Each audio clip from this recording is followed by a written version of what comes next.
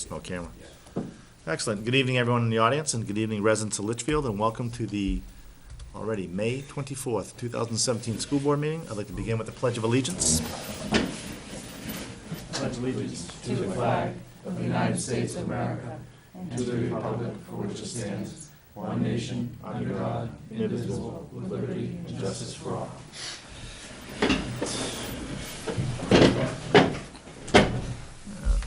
Review and revisions. I have none, Mr. Chair. I know I have a couple of additions, but they'll just go under school board comments, so I'll just wait till then. Summary of non-public actions from May 10th, 2017. Mr. York made a motion to approve the nomination of Corey Isbicki as the new business administrator. Mr. Barker second. Motion carried 4-0-0. Mr. Barker made a motion to accept the resignation of Jean Schwarzweiser, CHS science teacher. Mrs. Harrison, sorry. Second the motion, carried 4-0-0. And brings us to presentations and recognitions. This evening I have two, what we call the E3 awards, which is Empowering Excellence in Education. We have given over the last several months, I believe, to two Campbell High School teachers, two of the middle school teachers, and two of the elementary school. This evening I'd like to award two of these awards to two of our residents here in town that have, over the years, done a lot in different areas. I'd like to start first with Douglas Adams. Mr. Adams is a community member that has dedicated a tremendous commitment to the Green Raiders Recycling Club at LMS by coming to the school every other week, pick up materials that can be recycled. LMS students, staff, and administrators recycle bottles, cans, cardboard, paper on a daily basis. The recycling club meets bi-monthly to collect the recyclables with no way of getting them to the recycling area. We don't call it the dump. No. Transfer station, thank you. Mr. Adams stepped up and regularly comes to the school at the end of the club's meetings. When students help him load his trailer with the recyclables, he then takes them to the recycling station and unloads and sorts them on his own. It is through this undeterred commitment to our program that he is a valuable asset to the town. And we'd like to say thank you very much. And I'll just do the second one, then I'll come up with both. The next is Rich LaSalle, that I think, without too many words, I think everyone in town knows Rich and what he's done for us. But just a few things here. He's a community member that has provided endless dedication to the Litchfield schools. He is a substitute teacher at the Litchfield School District, a state rep. However, his commitment does not stop there. Mr. LaSalle is a former selectman, budget committee member, and school board member. He was instrumental in leading the school board at that time through the extremely divided community to find a solution to build Campbell High School. He has served the district's student mentor program and coordinated adult education for a time.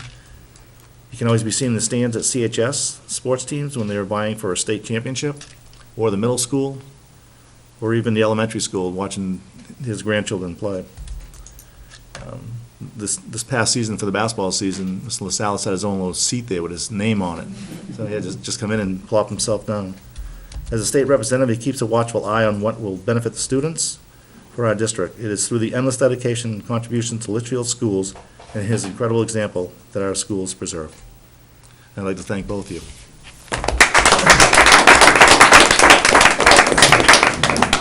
He's up there.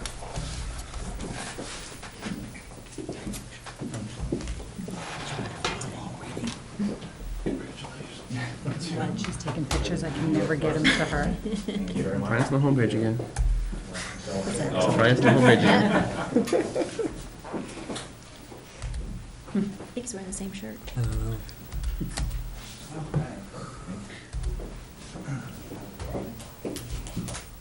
Thank you very much.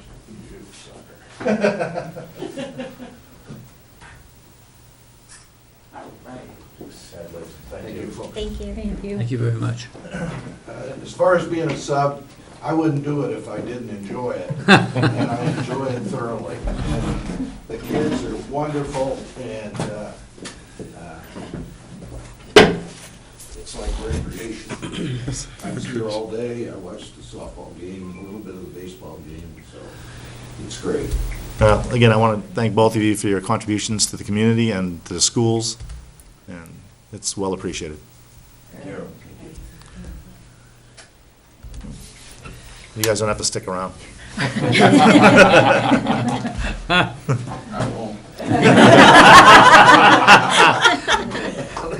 That's not Good night, nice. thank you very much. Good night. Thank you very much. Thanks, guys. Thanks, guys. Thanks, Tom. And that'll bring us to correspondence. There was one or two. The only thing we have is this. Well, one was Paula's. Oh, shall I read that out? Yeah. I didn't know that was considered I don't think you should read it. Let's just ignore it never happened. It's not happening, it's not happening. I thought there was one other one. They're on that same time, maybe not. We got an award from the VFW for the Loyalty Day essays that have come out of the district. Oh. That's Didn't- nice. Part of the correspondence. Oh, okay. Don't get those awards. Thank you. What Michelle is saying, for those of you at home, we received a I have to find her. an award from, I guess it's an award, right? Yep. Recognition from the Veterans of Foreign Wars. And sincere appreciation and recognition of the valuable cooperation and assistance rendering on behalf of the Voice of Democracy. I can't read what that says. Audio essay completion. And there it is, for those of you at home. The film's on. Great. I have this most unfortunate letter from Paula Isvicki. Dear Mr. Bork, please accept this letter as formal notification that I will be stepping down from the Litchfield School Board effective July 1st, 2017. As you already know, at that time, my husband Corey Isvicki will be signing on as the new business administrator. Because of this opportunity for him, I feel it is in my best interest to resign from the position. I do not want any question of ethics or our relationship as husband and wife to be any sort of a distraction from the focus of the important jobs that both he and the board need to accomplish. Stepping down would allow everyone to keep focus and on the more important matters at hand. I regret any inconvenience that this may cause. However, I will continue to work hard until July 1st, 2017, and make best efforts toward a smooth transition.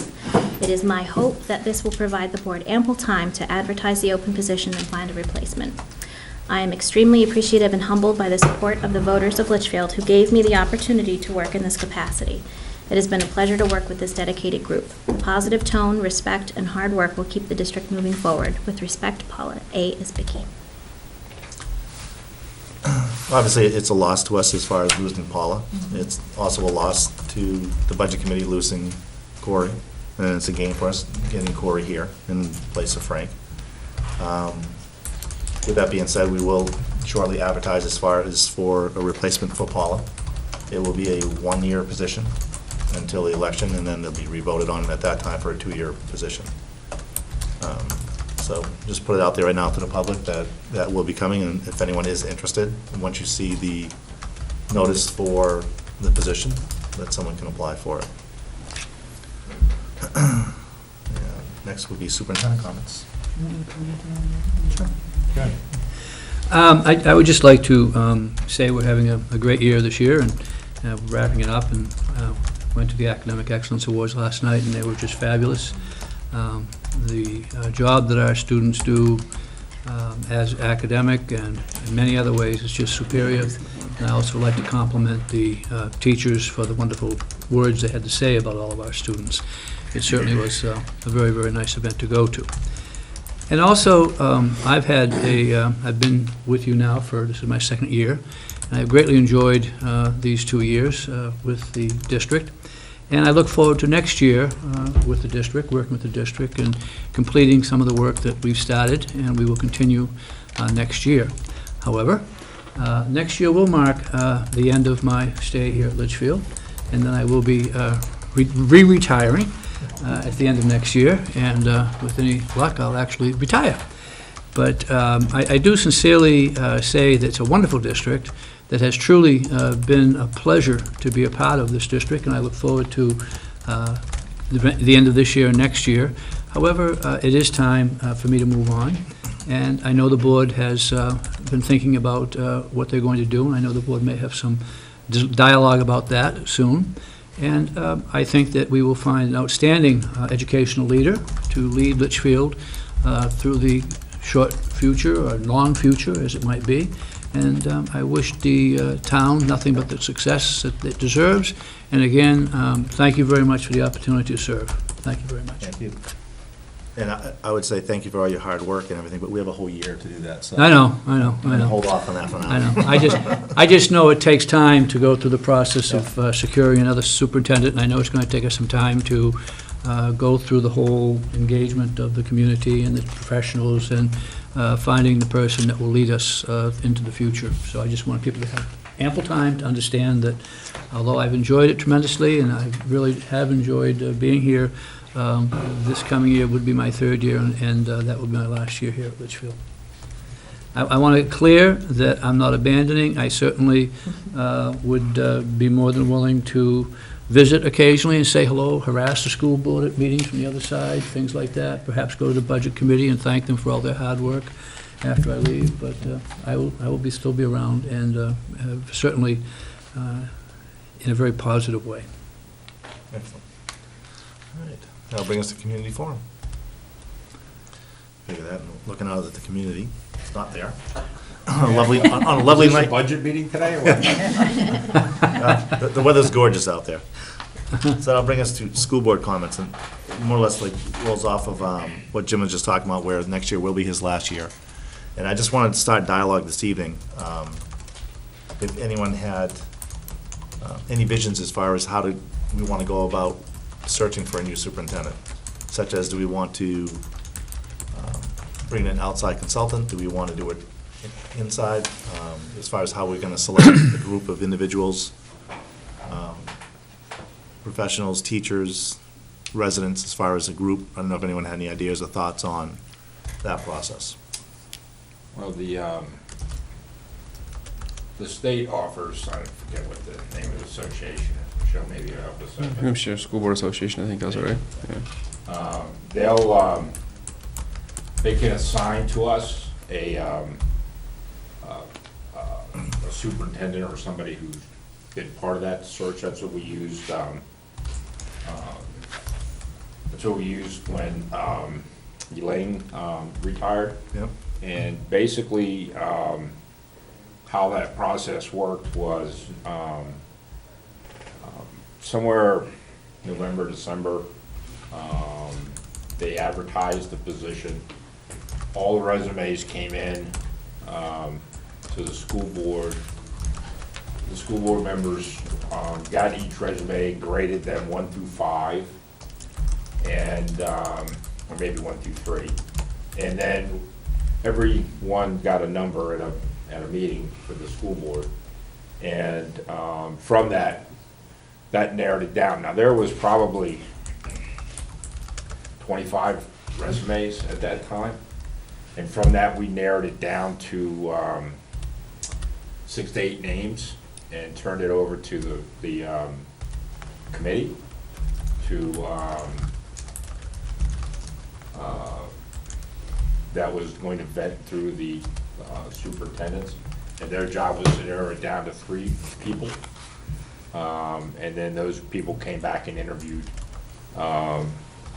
with the school board for an hour each, or we gave them an hour each, and then from that the school board made the decision of who to hire. It was a little bit different when we added Jim. I think there was 3 school board members, and I think maybe Frank sat in on the interview, but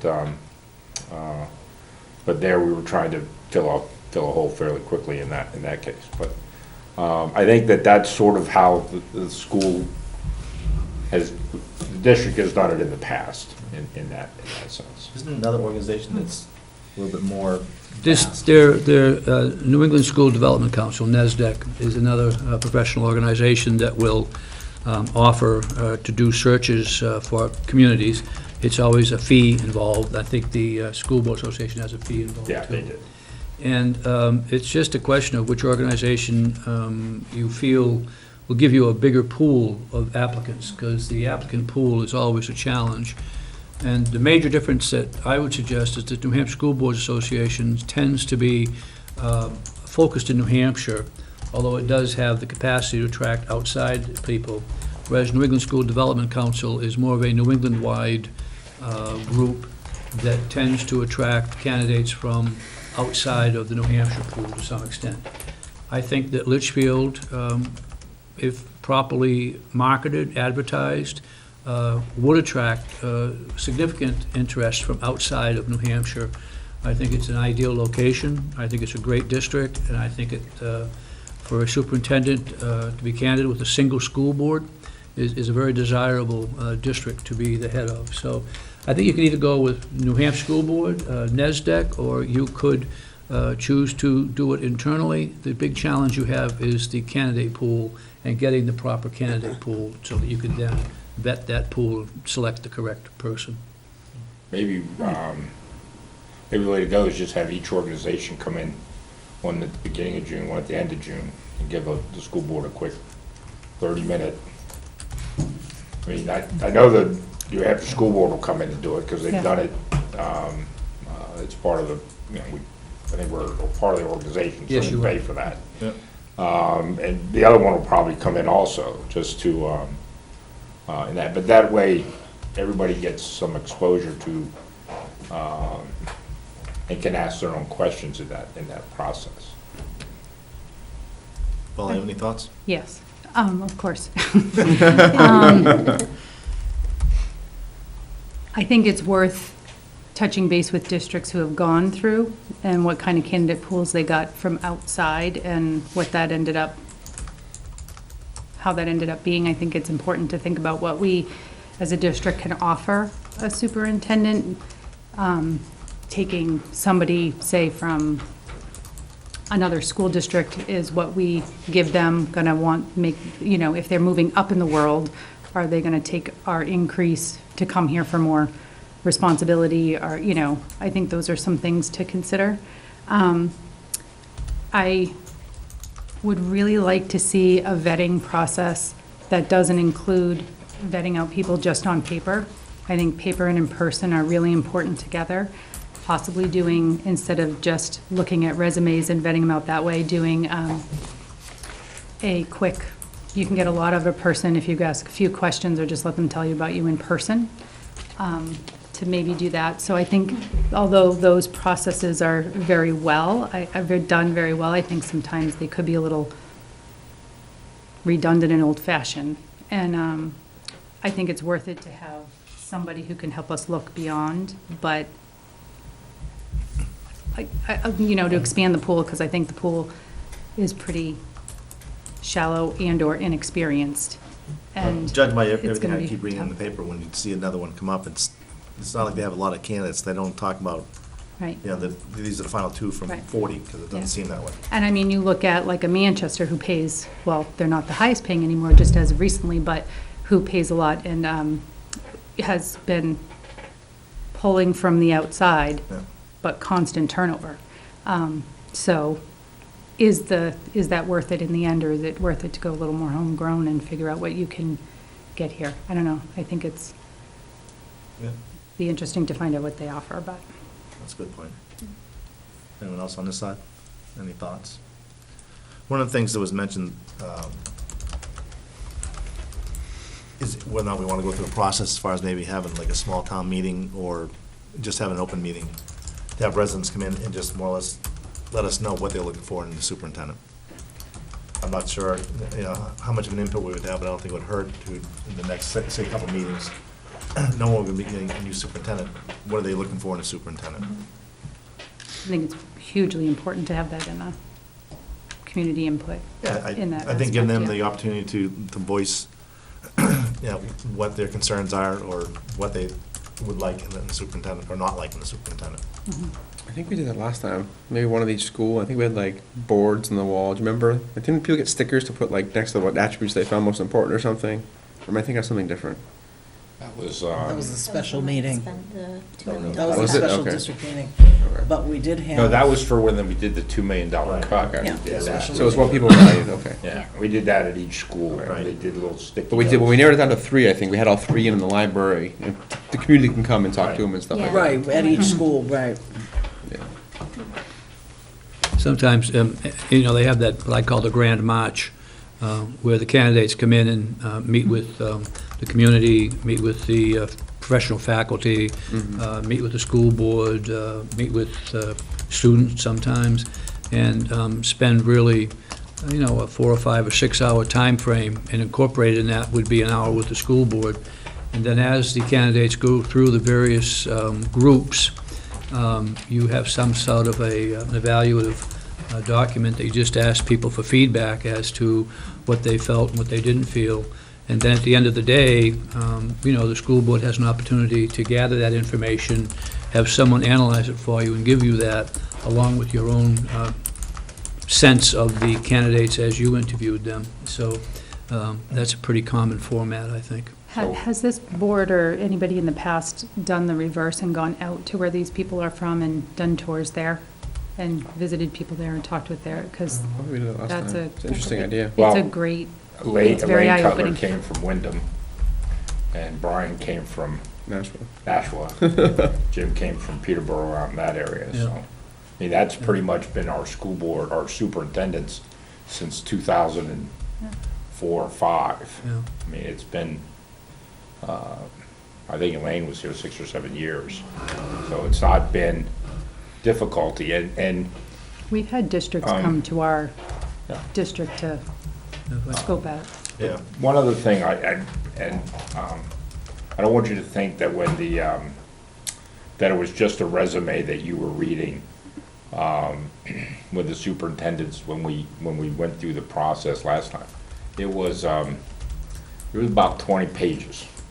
So they had about 10 or 12 questions that the school board had worked with the association on, of which we were looking for answers to.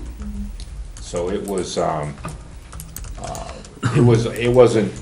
what was their experience, and that's where they got rated. It was, this is their experience, but here's how they answered questions that reflected what the makeup of the school board at the time was looking for, and what they thought was important. I like what Paula was saying, though, as far as, coming in for maybe like a 5-minute, get-together, and you're breaking up, and maybe that's when you have your entire grouping of individuals that will formulate, the search committee. Say you have 20 people, and you do it, you break off in pairs, and then just each candidate can just go around to the pairs and just ask a few questions. So I understand what you're saying, John, I mean, it's more than just the application. Right. And I also agree with Paula that sometimes just the face-to-face, and just those few questions, and then you bring the whole group back together afterwards, and everyone's asked a few questions. And I think you can gain a lot more information that way, and then start thinning out your I just think it's important to have balance in when you're making those judgment, because some people aren't good on paper, some people are better in person, some people can do both. Yeah. And for this, you kind of need to do both. And to Paula's points too, I'm very familiar with, during the process, the end point of the process is what I call the Grand March, when the last candidates come in. But during the process, when the committee is vetting the 6 candidates that you have, I'm very familiar with visiting the district where the superintendent is currently serving in whatever capacity. And at that district, you ask the superintendent candidate to provide you with a chance to meet with faculty, a chance to meet with community, a chance to meet with the administrative team, a chance to meet with some school board members. And it really does give you a very good sense of the culture of that community, the kind of people that this person puts in front of you, and the answers you get will be significantly different with different candidates. So I do think visiting the actual community does give you some information that you don't get by having the person come visit you. I think there is some validity to that. The challenge with that is it's important in my mind that the visits be consistent, so that when you have a team go to visit, if it's not the same team visiting everyone, you have redundancy, so that the same people get a chance to see the superintendent in different ways. And I think that's really valid. And I've been subject to that and part of that, and I think it's a very valid data set to use in analyzing the potential for your district, for this district. Does everyone agree, or what does everyone think as far as maybe having that part of our agenda coming up as far as opening up to the public, just to come in, like, let us know, like, what Yeah. you're looking for a Yeah, I think that's a superintendent. good idea. You know, first step, just like, if someone has something that they feel strongly about or, you know, passionate about, that this is really something, you know, we need someone who's like extremely strong in technology or whatever direction they want to go in. Yeah, I'm We fine can with keep a that. little tally going that day too, or whatever. Are we gonna be posting early? I keep getting concerned about that. Like, I really think we need to get on it very quickly. I mean, we can post it now. I mean, I don't know if that's gonna do us any good for a year No, from no, now, no, but I mean, as soon as we're like set with where the, probably won't be long here, but when you're set with everything, I just think posting it right away is very important. Yeah, It also shows that you as a district have it together and you're ready to go too. You have to impress the candidate too. so August will way. be too late, like, right before the start of the year. We need I think superintendent. the direction that we've gotten last time was that most candidates, they're not even gonna think about looking until maybe November or December. And it seemed that most resumes will go out in January, I think. It seemed to be when our process was. And I think the interview process went through February and March through the process. Seemed to be, vaguely, if I can vaguely remember And maybe that. that's why, like, going further out than just the New Hampshire School Board Association, because I think being a member of the New Hampshire School Board Association, just about, and a member of the, probably New Hampshire Superintendents. Yep. Right, you all know what openings are coming up. But to go a little further out, do they know? Well, they'll go as far out as you want. I mean, they ask you the question, I- how no, far I- do you want to go out? And they'll do a I 50 guess state my point search is, if you want I guess my to. point is, like, if Jim's at a meeting, it's gonna be superintendents from New Hampshire. Right, and he's gonna have a discussion with them, and they're gonna know, like, who's coming up, who's not coming up. So by advertising early, or at least getting the word out there that we're gonna be looking for one, is that? Well, we just put the Yeah. word out because We he did. just said he hadn't Yeah. come back, so. Yeah. Did we get- I don't know how much did we more lose word you anything need by that. putting it Well, out there I think early? we want to go a little further than Litchfield. No, I understand. I That's understand. what I'm saying. I So- think you want to put it out in a timely manner so that your process starts. You know what I mean? That Yeah. it's a very timely thing, but, yeah, I mean, but again, like you go out, somebody from, Texas comes here, flies here or whatever. What are you going to offer them here that's going to, and I think it's Four worth to, right? But I think it's worth seriously looking at other districts that have gone that far out, and some of the candidates that have put them through the process dropped out, some that have gone for a couple of years and left, some that, I mean, I would, we're a pretty good, strong educational state in general. We're pretty high up there on the totem pole.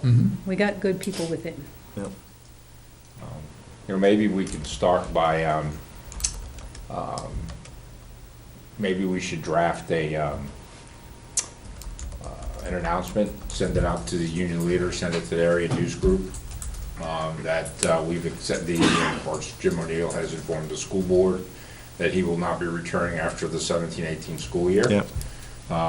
Suggest the process of getting the word out there. If you're going to want some community input in the month of June and July, you would, at the same time, just say that we're looking, the school board will be at community input, looking for citizens to come in and voice what they would like to see in the next superintendent. It's a free way of doing that. And then, because if you still, anybody right now is settling into a new job. I mean, it'd be very frightening if you posted the job in August and all of a sudden you got resumes. I mean, they just been in a new job for 40 days and now they're sending out a resume. Well, no, you could probably get someone who's been in a job for 4 years and Well, has you been could, looking to but get you out. could- but I don't think you're gonna get the new understand, but- person in, but I think you're gonna get someone else who is like thinking about it. Yeah, good, but I think the individuals that seem to have applied for the position is, and maybe Jim can, they sort of have their time frame, or at least that's sort of what has been presented to us at board, was that there's a sort of a process that members in that position will go through in their process, and, I think, even when I've, shared with my fellow superintendents that, I'll be spending one more year here. I've had a superintendent come up to me and say, gee, I've got such and such, and I think this person is ready, and I think that Litchfield is a opportunity for that person. So, I think there are people sitting out there now who have been assistant superintendents, or perhaps a high school or middle school or elementary school principal with very good systemic, experiences, or perhaps somebody who's not even in public schools who are looking to become a superintendent, but not tomorrow. And so I think we might get some folks that would be interested. I think the board needs to really sit down and thoughtfully think about a timeline and put together a timeline as to exactly when you want to do things. And to your comment about, candidates from out of state, I have been involved with the process where a candidate from Michigan made it into the final group of 3. And the questions came up that you'll have to answer is, are you going to fly that candidate here? Are you going to put that candidate up? What kind of amenities are you going to make for that candidate's wife? If he's going to move his family out here, are you going to give that candidate an opportunity to bring his wife and family out here if he has a family? Or she has a family? I don't mean to be gender biased here. So if she's coming from Michigan and she wants her husband and her 2 children to come out with her, what are we going to do? If you're looking at a position that's your key position or a key position in your district, and you're looking for a commitment of, with benefits and everything, $500,000, what's it worth for you to get the right person? And how far do you go? So, I think those are the kinds of questions you have to consider as you kind of debate this. So I think that getting started now, getting an announcement out, I'm sure that someone will pick this meeting up and we'll get a phone call. Either you'll get a phone call or I'll get a phone call just based on this meeting. And then go from there. And like I say, I've already started to get the word out with my colleagues. If anybody has any other input, we'll have a lot more discussion about this, but I'm not sure if the next meeting or the meeting after that, we'll put it out there on the agenda as far as to, for public input, and we can have a couple sessions of that, people coming in and just adding anything they want to add. I just think we have to keep in mind that July and August are Just very one. one meeting months. So if you're going to do something, you've got your 2 meetings in June, and then you've got a meeting in July and a meeting in August, unless you choose to have a special meeting or a special event or something like that, or wait until September. And most people in July, let's be honest, are elsewhere mentally. And that's why we can maybe even look at the 2 we have in June and just, have that on the agenda for both meetings. Yeah. If anybody wants to just, stop in and have any conversation on that. And do we also consider folks that perhaps can't get to the meeting because they're working or other kind of Email us. distracted? And how do we avail those people of giving us input into what are the characteristics that they're looking for we could put? And I think most individuals that are involved with the schools are on social media, and Yep. I'm happy to go. Tina's been doing a really good job as far as getting information out there and Yep. the information coming back, and I think the more we do that, the more communication is going to happen through that venue. Yeah. And I think the last time things were out there, as far as the 2 different When people care, situations. they'll come. Yep. Yep. Or they at least give some feedback if they can't make it, and give some Excellent. information. All right. I just got a couple other things I just want to just clear up that came from the last meeting, and most of it pertains to the questions John asked or was looking for some information. So the first is on the enrollments, John, you were asking why, like, mid-year, we lost people where they went.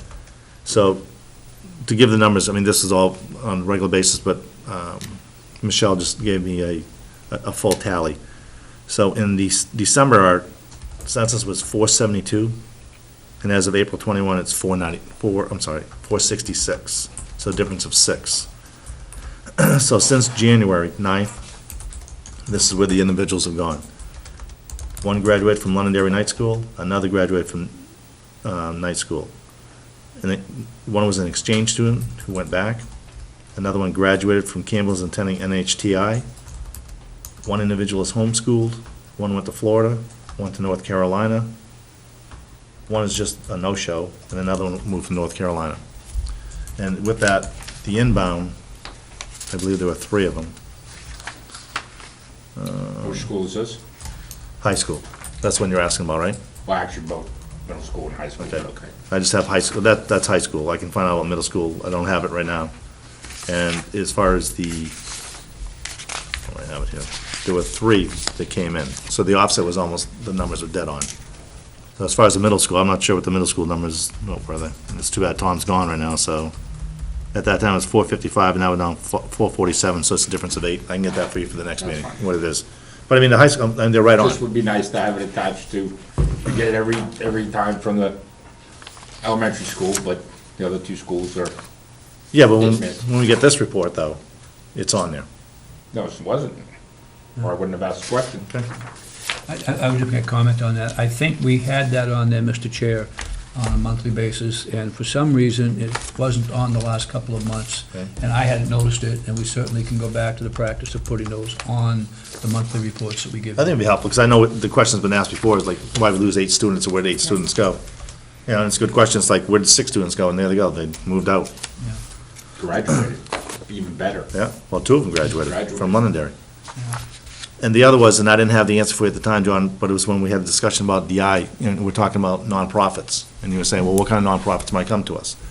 So I took the liberty of looking up nonprofits in Litchfield, and just to share a few that may come to us and may have come to us. They're all 503Cs. Litchfield Firefighters, the Litchfield Lions Club, Campbell High School Booster Club, the GMS PTO, and then the 4 sports organizations here in town are all a separate entity. Litchfield Lacrosse Association, Litchfield Baseball Association, Litchfield Soccer Association, and Litchfield Basketball Association. Okay, Again, all organizations that are nonprofits. okay, so let's start. And there's also Start one of the with the fire softball teams. Yep, Okay. Did we charge them to use our cafeteria the other day? I don't believe we do. Let's go with the basketball teams. Do we charge them to use our gyms? We don't. I could go down every one of those things, Brian, and I Okay. agree with you. I have some DI questions of my own, because I took your budget that you guys put in place for this year, and while I don't expect a vote tonight or a change in the vote, you as a board supported this program in your budget. You still support this program in your budget. In your GMS budget, you do have DMI as a co-curricular teacher, but you did back it out under a superintendent's budget reduction. However, at LMS, you have a Destination Imagination Advisor, $1,673. It's not backed out. You're funding it. You did fund their materials and registration at the middle school, yet the budget committee reduced that out, not the school board, which you had plenty of opportunities to, but you left it in. So then I said, well, let's go determine what's going on with the high school. Let's go see what about robotics, because I asked a question about robotics. Because I do know robotics is a program that I know the high school doesn't always have the tools and equipment. So I do know the robotics does do some off-campus stuff, or did 5 or 6 years ago. Maybe it's changed. Yet, we don't have a single teacher under co-curricular stipend positions assigned to the robotics program. Yet we give them $10,000. We have no guidance from the high school at all under the program, at least not in our budget. Okay. Okay, so again, I go back to the arguments that I had the last time, and the same arguments that they had. And the same argument school board's members saying we can't afford it.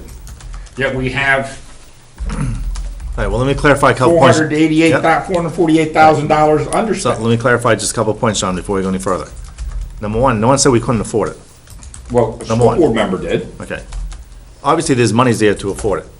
Two, I'll guarantee you that the monies that are assigned to DI right now, if they're still in there was an oversight, they won't be spent. Okay? Well, that- It's only a few dollars, but it won't be. I understand that, but you see, Brian, you guys passed a budget. Mm-hmm. And somewhere between that budget passing in the beginning of May or the end of April, something changed. Now, I have to say it had to have occurred before I came on the board because I had never heard of, I didn't see why it changed in any of the meetings I was at. But something changed in our reasons for not supporting a STEM-driven program for our youngest students. Yeah, that changed in November, December, John. That's when it changed. Okay, So if it it's- changed in November and December, Yeah. you guys had plenty of times to fix your budget, and yet you elected not to. So now you It's not- say, No, but John, now it's you're not, it's not a saying, matter of not electing to do Well, so. sure was- it is. No, it was an oversight, because even the budget committee, you can get the transcript, John, and we can Brian, find the words. listen to the We- arguments we that you told- guys we told the gave budget- about that. We told the budget committee that we're taking it out. Okay. Based on the argument that you provided on steadfastness of this, Brian, I find it hard to believe that you allow the numbers to stay in there and didn't get it changed. Because you were adamant about this program not being part of the budget. No, When I you want- shared about, I when we had our discussion about that, when the DI people were here. Okay, when they were here. Yep. Prior to that, I was all for it to be in the budget. I'm the one who brought it to the school board to get it into the budget. So what happened? What happens, they decide to become a 501c3. And I'm saying, I don't know if they needed to do that. I guess the question would be to ask the question in writing to Primex, whether or not they really needed to do that, or whether or not, But or John, things we've were already there. done this. This is I a understand that, done John. deal. I don't understand why we're rehashing this. Well, then I guess my thing is then clean up the budget going forward, because Right. Right, it's not a clean it matter. up going forward. It's not a matter of because avoiding, it's no different than We if can't keep arguing the the, past, it's done. it's no different than if the Lions Club came in here right now and said they need $1,000 for whatever reason. We wouldn't give it to them. They wouldn't come in. Okay, the Baseball Association, one of the sports, right, you don't know that. If I You can do. clarify, at the meeting when DI was here, it was very clear what happened. What happened was that DI wanted to continue the practice of having their kids do most of their work at their homes, on weekends, evenings. DI wanted to continue the practice of using various tools to fabricate things.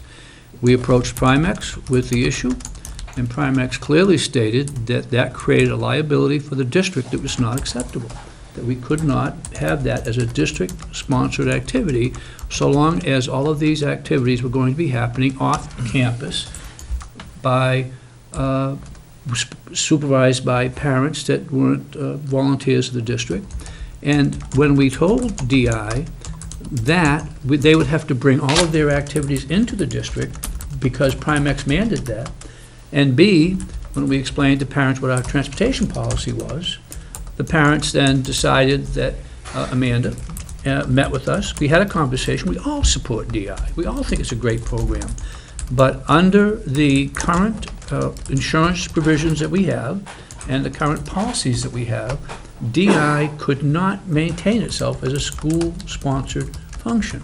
That whole dialogue occurred in the fall, and we agreed to part ways. We had a meeting, and we agreed that we would part ways and that DI would not be a school-sponsored function because they didn't want to run it the way we had to run it, to have it a school-sponsored function. And at that point in time, we as a board and as a superintendent recognized that DI was not going to have funding in the budget. And when we did not remove it at that point, but when we met with the budget committee, we announced to the budget committee proactively that DI was going to be dropped and all lines that supported DI should be removed from the budget. And the budget committee then, as they hit a line that was a DI line, removed the line. If there were some lines that weren't removed by the budget committee or that we did not remove at the SAU, that's our error. But that was a process that happened, John. And it wasn't, I didn't feel like it was hard feelings. I didn't feel like there was any anger. I didn't feel like there was anybody pointing the finger at each other. They just wanted to do business in a single way that they felt was most comfortable for them. We couldn't accommodate it because of our insurance provisions, and so we came to a mutual parting of ways. I agree that the place came to a head when they were fortunate enough to make what we call the Worlds down in Nashville, Tennessee. Fabulous event, great event for our kids, just a fabulous event for our kids. At that point, however, due to how they wanted to run their organization, they were no longer a school-sponsored activity. They were a, whatever it is, 501c3. And that's where we came to a decision point, where you came to a decision point as a school board, which is your decision point, John. It wasn't anything done harmfully or anything done in a way that was trying to be obfuscating who was a part of things. It was just that was a sequence of events, as I recall them, John. And they I were don't very, divide the sequences. and they were very clear when they sent an email out to parents about where the financials would come from when they asked kids to opt in for DI, because I received that email that had everything that was expected for fundraising.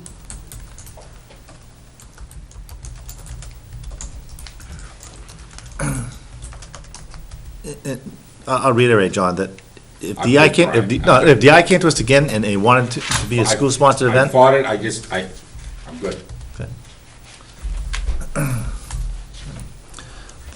The next thing, I don't know if Holly supplies with some information or not, as On far the- as subs.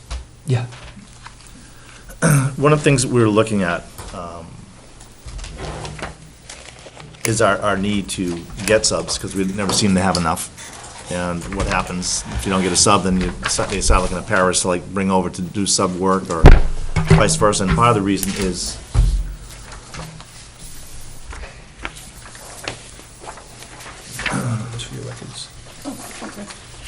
several people feel it's because of the rate of pay what we offer. So, one of the things we found out, our rate of pay in Litchfield is $60 per day. What's that for days 1 through 39? Then after 40 days, or after 39 days, you receive $70, which for a sub for 7 hours is really not that much, to say the least. But the other thing we found out, that if a sub only works under 4 hours, they receive half pay. Is it 4 hours? 4 hours, they receive half pay. But any bit they work over 4 hours, they receive full pay. So if they work 4.5 hours, they're gonna receive 6 3/4 or 7 hours, whatever it is. Each school's a little different as far as how many hours. And if you look, I mean, there's a listing of different schools and what they pay as far as for subs. But I can tell you, like, and Paul, I'm sure you'll attest to this, that getting subs right now is not an easy feat. Nope. And I've read enough articles that, I mean, there's shortages, Not sure pay is the reason, okay? to And be honest. it's possible.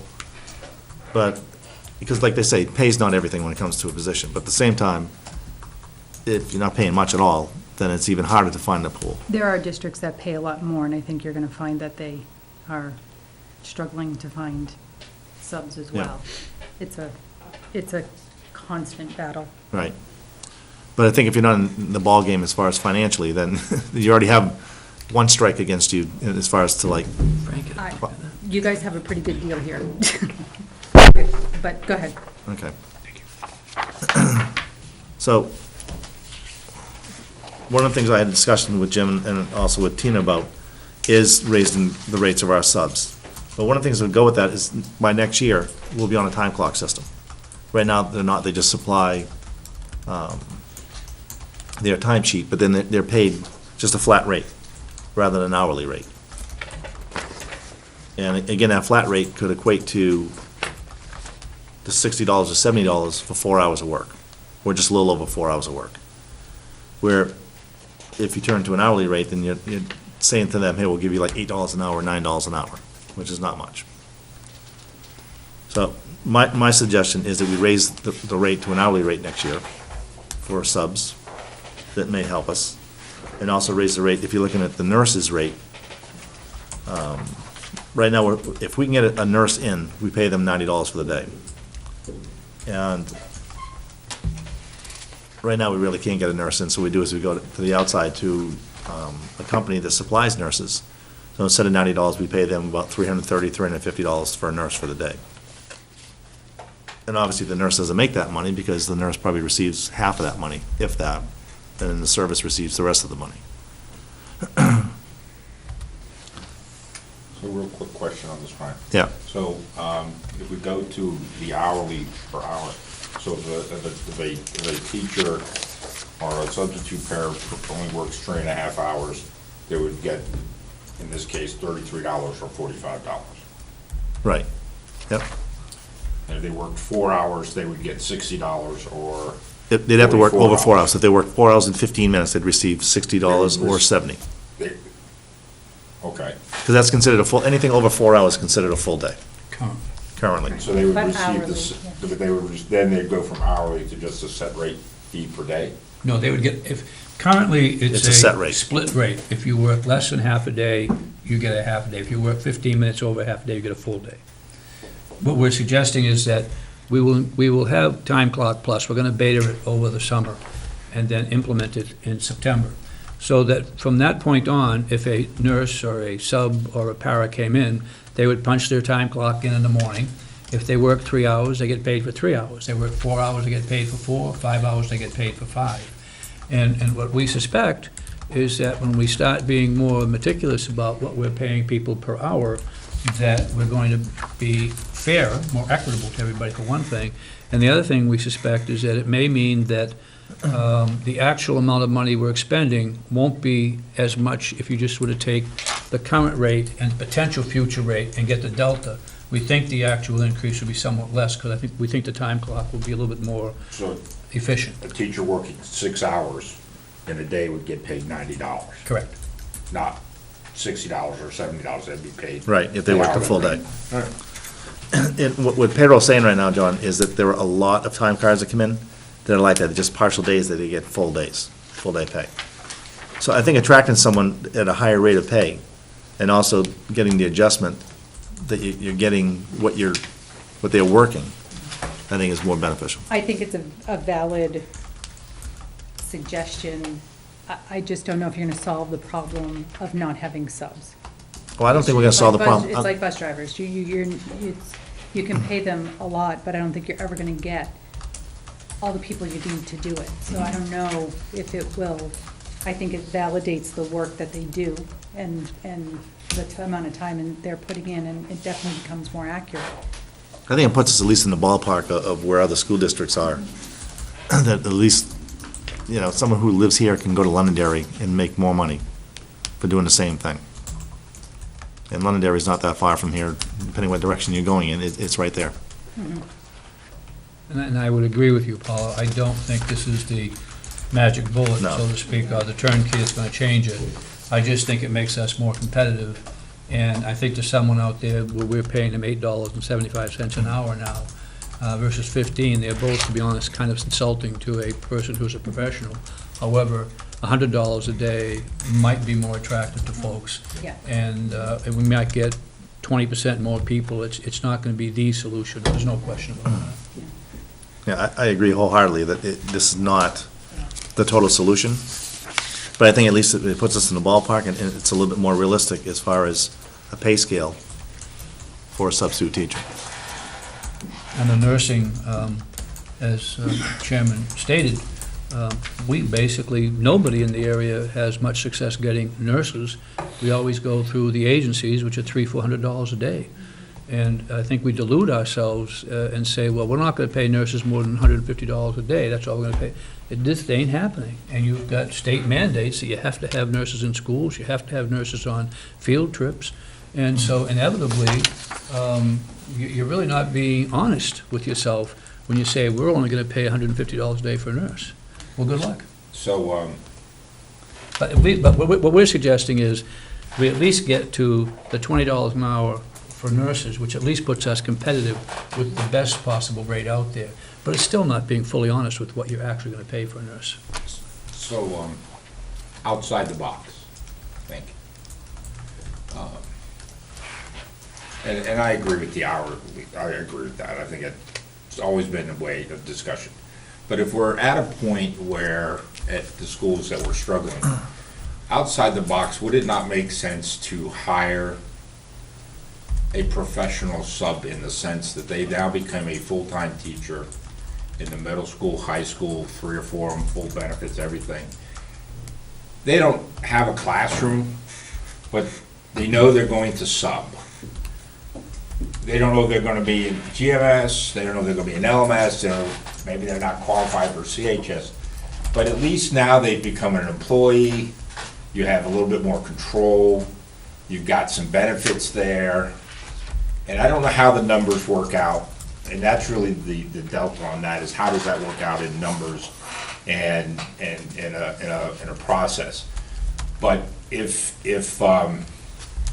you try this, and we have the same issue a year from now, then I would hope that we could have at least ran the exercise through the next year of, does it make sense to bring on board, based on the amount of money that we're spending, somebody in that thing. Now, you may not be at the full rate of teachers pay and stuff like that, because, I don't know all the rules and certificates and stuff like that, but that may be more of something to look at, because then you may have a more stronger commitment and get a better candidate, somebody with some teaching experience that just isn't looking for, the commitment of, I want to teach math, English, or science, whatever it is, every day. Yeah. They're more willing to be used as needed.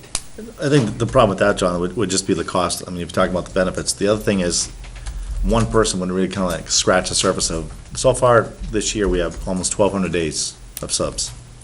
So you get one person, let's say they're full-time, they're working We've done it. 180. Yeah, we've done it. It doesn't really, it becomes a very expensive, it's, An expensive sub. yeah.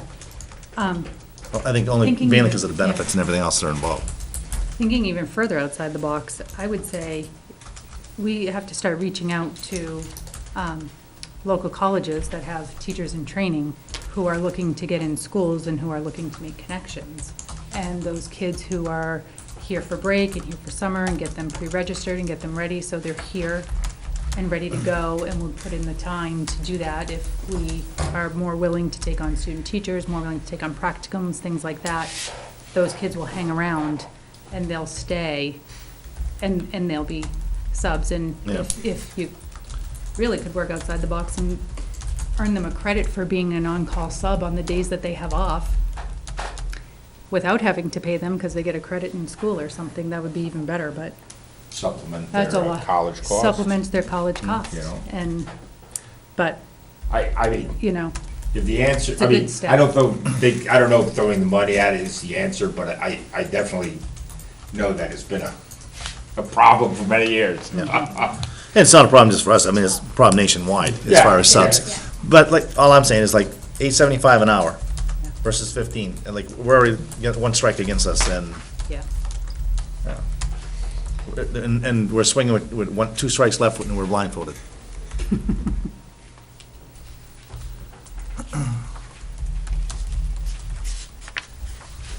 Does anyone have any other questions about this? How many questions? My only concern, I guess, would be if we're doing $15 an hour for a substitute teacher, is that more than our paras make today that are full-time employees? Yeah, but the argument is paras generally deal with one person. I guess. I don't know. They're still professionals that are If here a- every day. If I'm a para, why wouldn't I just be a substitute and Well, and I do know that. push across work for It's in their 6 hours? contract that if a para gets pulled to substitute, then they get paid at the substitute rate of pay, Okay. not at the para rate of pay. We did look at that in setting the fee per hour for paras, so that the fee per hours for paras is less than, I don't know, is the average para salary or not? Yeah. But I think the average para is below $15 per hour by about $1.25, $1.50 on average, so that the $15 would be more than the para is making. It could generate the situation that you're stating. I mean, I think the difference between it is you have a defined job, you know what you're doing, you know your kids, you know what it's a much more stable kind of an environment. You might be getting paid, say, $13 an hour for, as opposed to pinching for all the different teachers at $15 an hour. And that's a much more, I think, a much more challenging job. But, I mean, we would have to wait and see, but that could be a problem, sure. What happens if you have to substitute as a para? How much you get paid? 11. Okay, $11 understand. an hour. Yeah. We set that purposefully, like I say, so it was Below the starting rate less, for a yeah. para. That would have created problems. That would have been a run on the, Yeah. on the school board. Take care of our substitute problem, wouldn't it? And the reality of it is, the rate of turnover in the para group is significant. It's significant anyways, and, you know, we may want to revisit that thought at some time in the future. But I mean, that is a rapidly turning over group anyways. Yeah.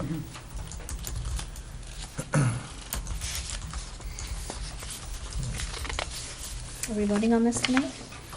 We can get a motion. Are these, any of these positions covered under the new contracts that we have, or are these? I do not believe that paras or subs or any of those positions are covered under the new Well, contract. paras are, but Paras are. not. Oh, the paras, no, I mean, the sub, Subs. the subs, Correct.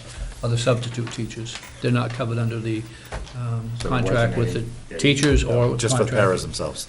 The paras themselves, yeah. Yeah. I misspoke when I said the paras. The paras are covered very clearly underneath the contract we just Yeah. signed.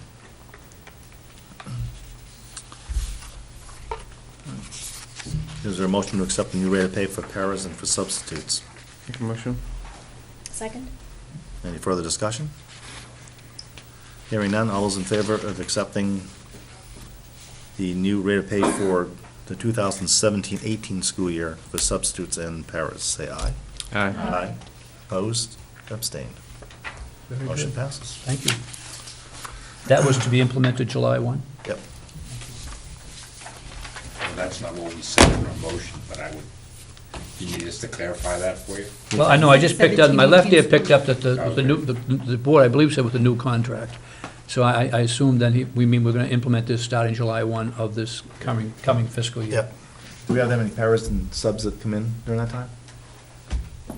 What do you mean? After July, before the school year? No, but you just. No, I passed mean the between now new pay and- rate that could be in effect from now till the end of school year. No, for next year. Well, we I'm don't sorry. have the time clock, is the point I think the chair is trying to make. The time clock actually won't be implemented until. Well, that's why I said next year. Could you So it has have, to be For the for the- could you have 17-18 subs for season. ESY? We have subs. We could, we could, But sure. we'll just pay them that rate of pay, they just have to fill a time card, and we'll just pay them accordingly.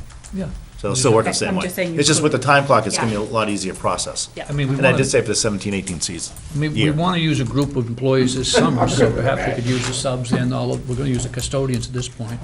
So we could use a substitute group too, if we had substitutes for ESY. All right. Thank you. That brings us to the public hearing minutes of May 10th.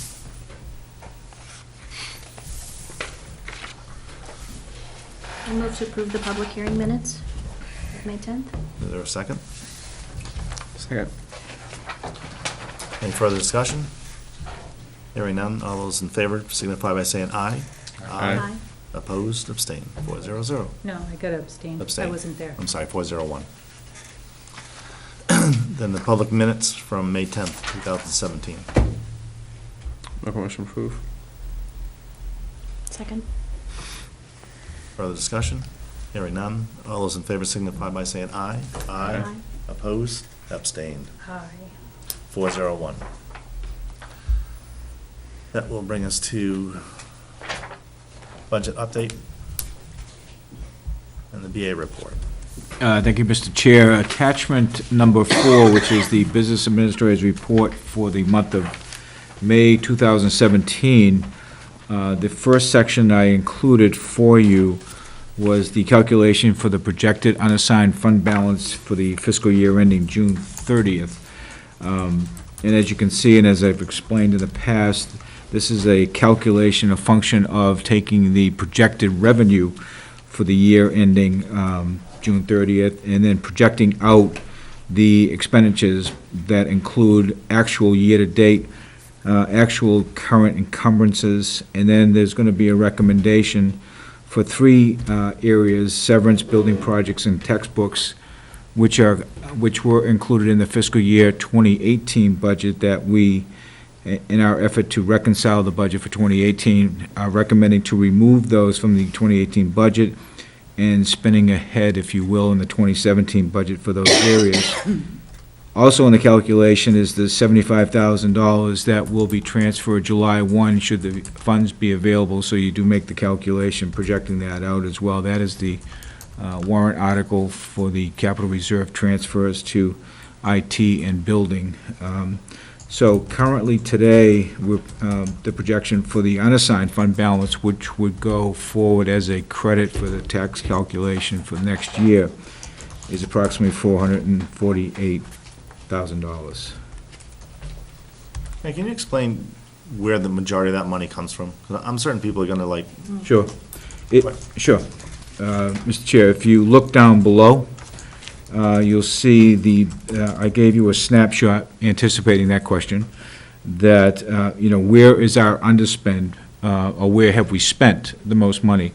And as you can see, the separation of the regular education budget, if you will, and the special services budget, you can see the breakout of the regular education has a current year budget of $16.1 million. $12.4 million has actually been spent out of that area, and $3.1 million has been encumbered, leaving right now a budget balance, the appropriation underspend, if you will, of $576,280. By comparison, special services budget of $4.2 million. We've expended year-to-date approximately $3.3 million.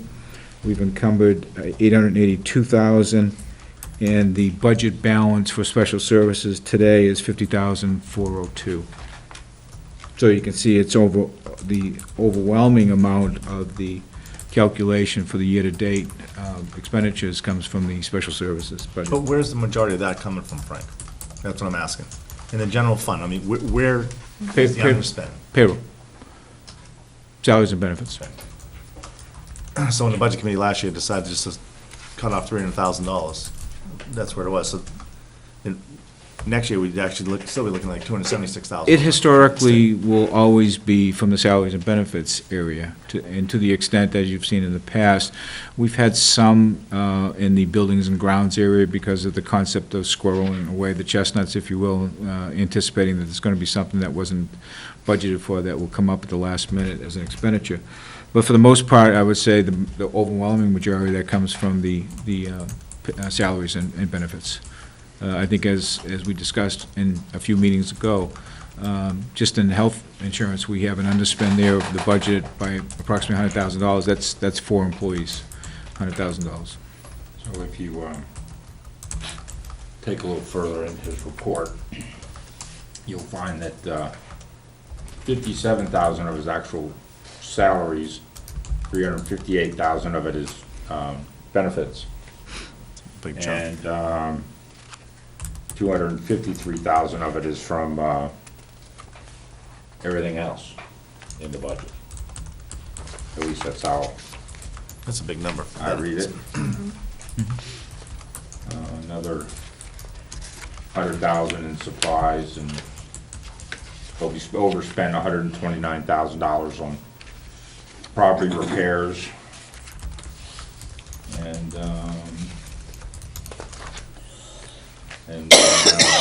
other stuff, we had another $13,000 in overspend.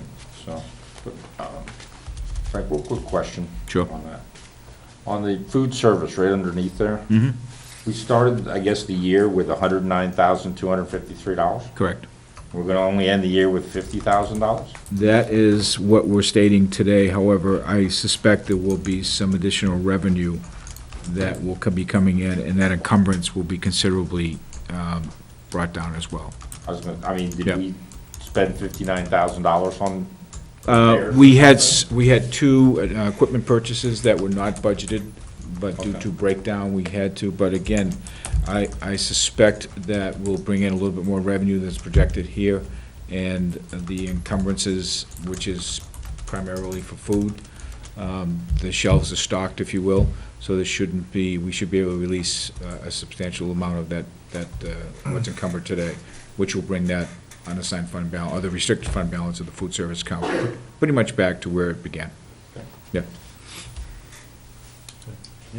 I just want to highlight underneath the special education area, if we look at the special services budget, you will see that our budget balance is currently only $50,402. I want to highlight to the board that, as we had stated in the fall, we had an unanticipated additional $106,000 placement, which the Budget Committee did add back into the budget.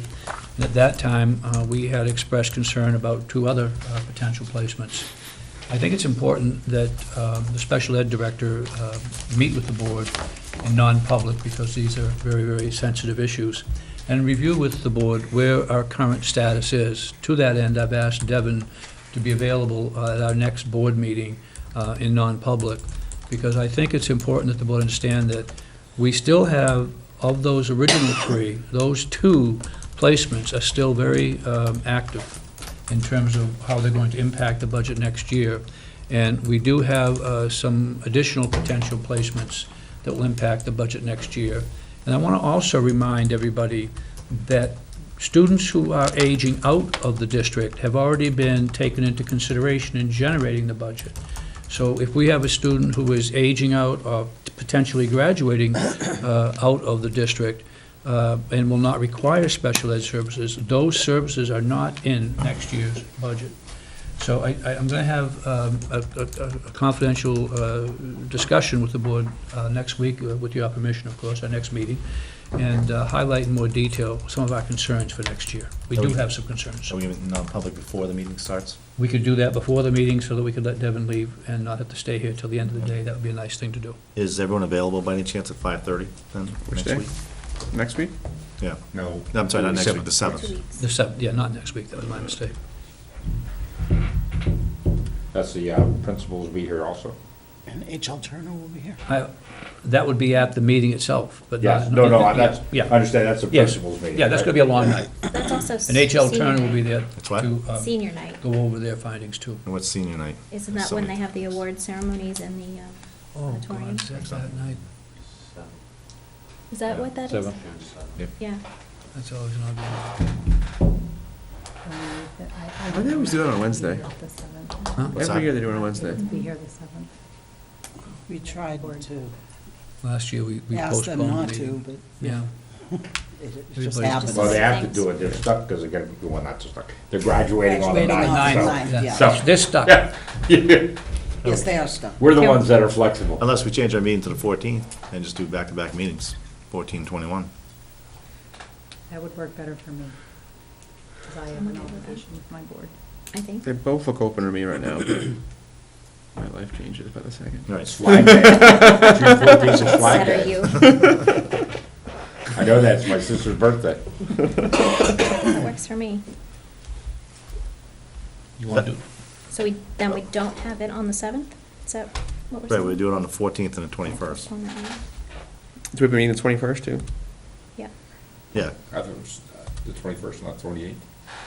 21st. Do we still want to meet at 5:30 on the 14th? Yeah, only because it's non-public beforehand. works for me too. I can do that. Unless you do an hour non-public on the 7th, just for that.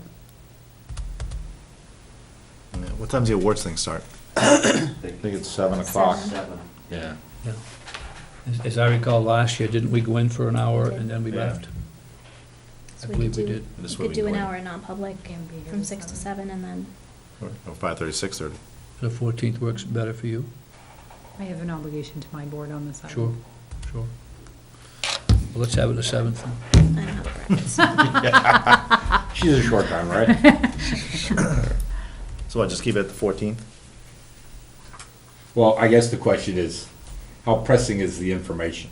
It'll wait till the 14th. I think it's pressing as we look out into next year. I think it's important for the board to understand. Yeah, no, I Yeah. agree. I mean, but if it's something we should know about sooner than later, then, No, we anticipate this year between the $50,000 that we currently have in special ed, and, I mean, under an emergency circumstance, we could take money from regular ed and put it there. I'm not anticipating that.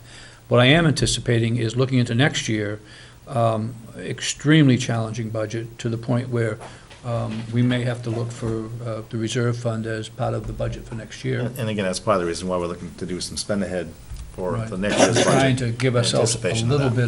bit of space for next year, because we're really, really concerned about where we are. And I think you'll understand after we have the presentation on the 21st, or the 14th.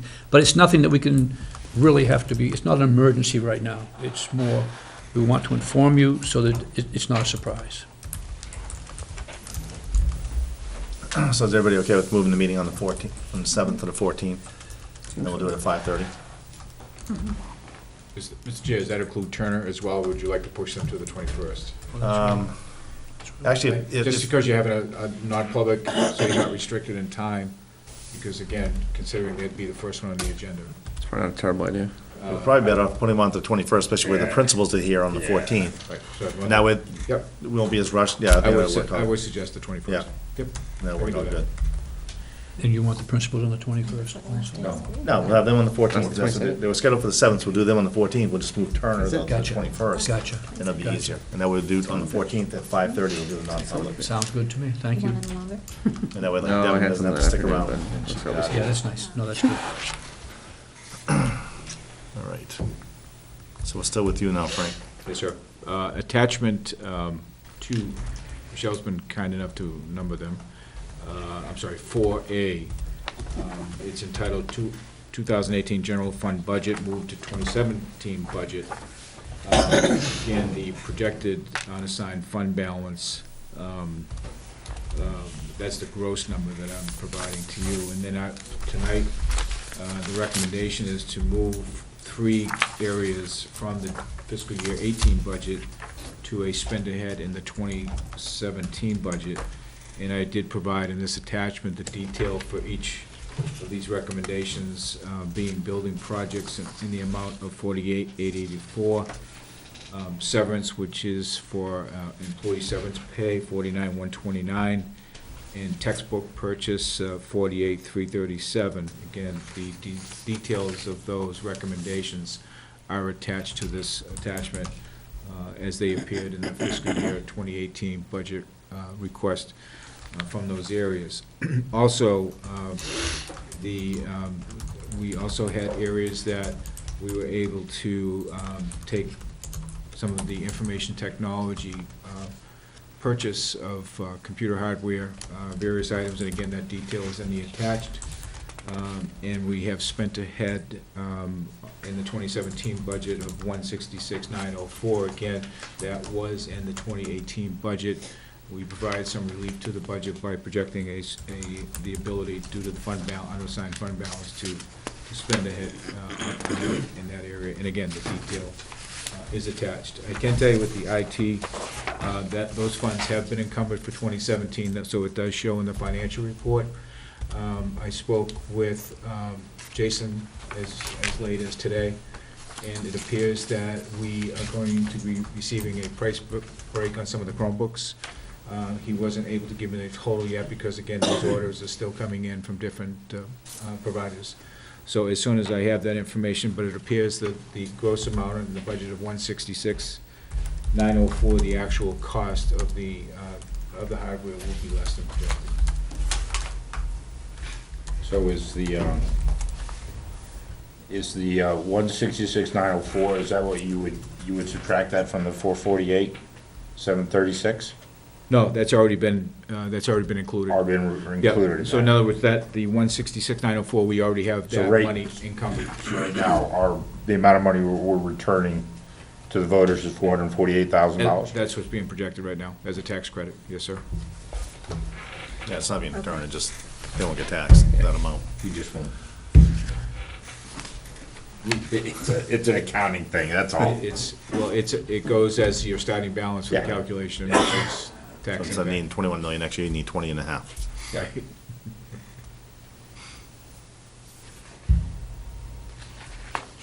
Can't believe there are that many Chromebooks in our budget.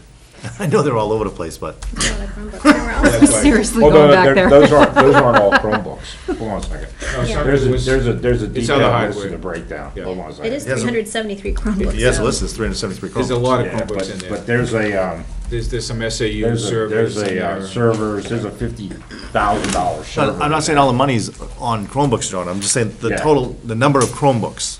There's a lot of, I know the budget committee kept questioning, well, there's a lot of Chromebooks, a lot of Chromebooks. Get the number now, that's a lot of Chromebooks. are we turning in, computer mobile computer labs, aren't they becoming Chromebooks? Yeah. Isn't that why there's so many? Well, he's getting, There are a couple of new Yeah, they're- carts going to each of the schools. There. Right, because there's Yep. only like 110 kids coming in, so. Right, and then The rest of them, I 110 for figured, the were freshmen. computer labs or Yep. replacement of old computers and stuff like Yeah. that. Yes. Okay. And a lot of, Jason has told you in the past, a lot of the purchases you see here, the 166, are part of the 5-year plan. So it was, the budget committee was aware of these items being in I mean- the 2018 budget. We just were able to move it out of the 18 budget to give that budget some relief. Hey, just a rough estimate on that would be, I think the Chromebooks that we purchased last year were $200 that were for the kids that we spent, I Yeah, think, that I we think it was a bought little for bit more Josh than for that. us, so. Yeah. Give or So take. 400, that'd be $8,000, so. yeah, there was something else that wasn't the case, or I can't remember what it was, the insurance for each one of them, Pieces or? and insurance and warranty. There's a software management Software. upgrade Software. to it as well, some license agreement attached to it. But if I may, Mr. Chair, the recommended 2018 budget, it's a draft, and it does have the changes that are recommending, so you can see where those changes were made. This year, we handled it a little bit differently. We kept a note so you could see superintendent changes to the budget, budget committee changes to the budget, and also these recommendations as well. So one of the things that goes along with this, and I'm not sure, I don't recall if it's budget or not, is training for the teachers to utilize one-to-one. Is that, does anyone know if that's in the 18 budget? Is that money we should encumber PD. now? The PD for training, Yeah. I think that. I can't answer. Didn't they? They're having a Google Classroom training here at Campbell High School This Weren't summer. they doing this something at summer the end for of the 2 year? days, is that Yeah. right? It's a Google Summit, though. It's educators from all over, I think, But we have, right? if I can, Yeah. Yes. go ahead. Okay. we have quite a bit of staff going to that because of Mm-hmm. the initiative. And I believe we get a 15? certain amount of Yeah. spots up front for free and then a discounted rate. And I know we have a significant amount of staff that are attending this summer. It's somewhere in the vicinity of 20 odd staff. I suppose. So if I can ask, is there any other training that they should be taking this summer that maybe we should like budget for now, that for, especially for the one-to-one? Yeah. That's the bigger concern. I think when we did training previously, it was sort of a smaller setting, like in October, where it's really a crash course in all the different Google tools, like Google Docs, Google Slides, how Classroom works, all the bells and whistles. So I think as we start moving down the road, I think if there's monies available to be sending people to that, because they do it periodically throughout the year. And, you know, because once we get the next group going through, moving up the chain, they'll start hitting more teachers that have not necessarily had the training, so I think if there's monies available for them to attend. That's just it, there's money's available right now, if we cover them, well, no, it's not in the budget, so So maybe we should. we can utilize it ask now. Mr. Perez to join us so that he can update us in this process. And I think one of the things that, It would have to be on the 14th, because when's the deadline for encumbering monies? well, you'd have to, The other, 30th. Midnight on the 30th.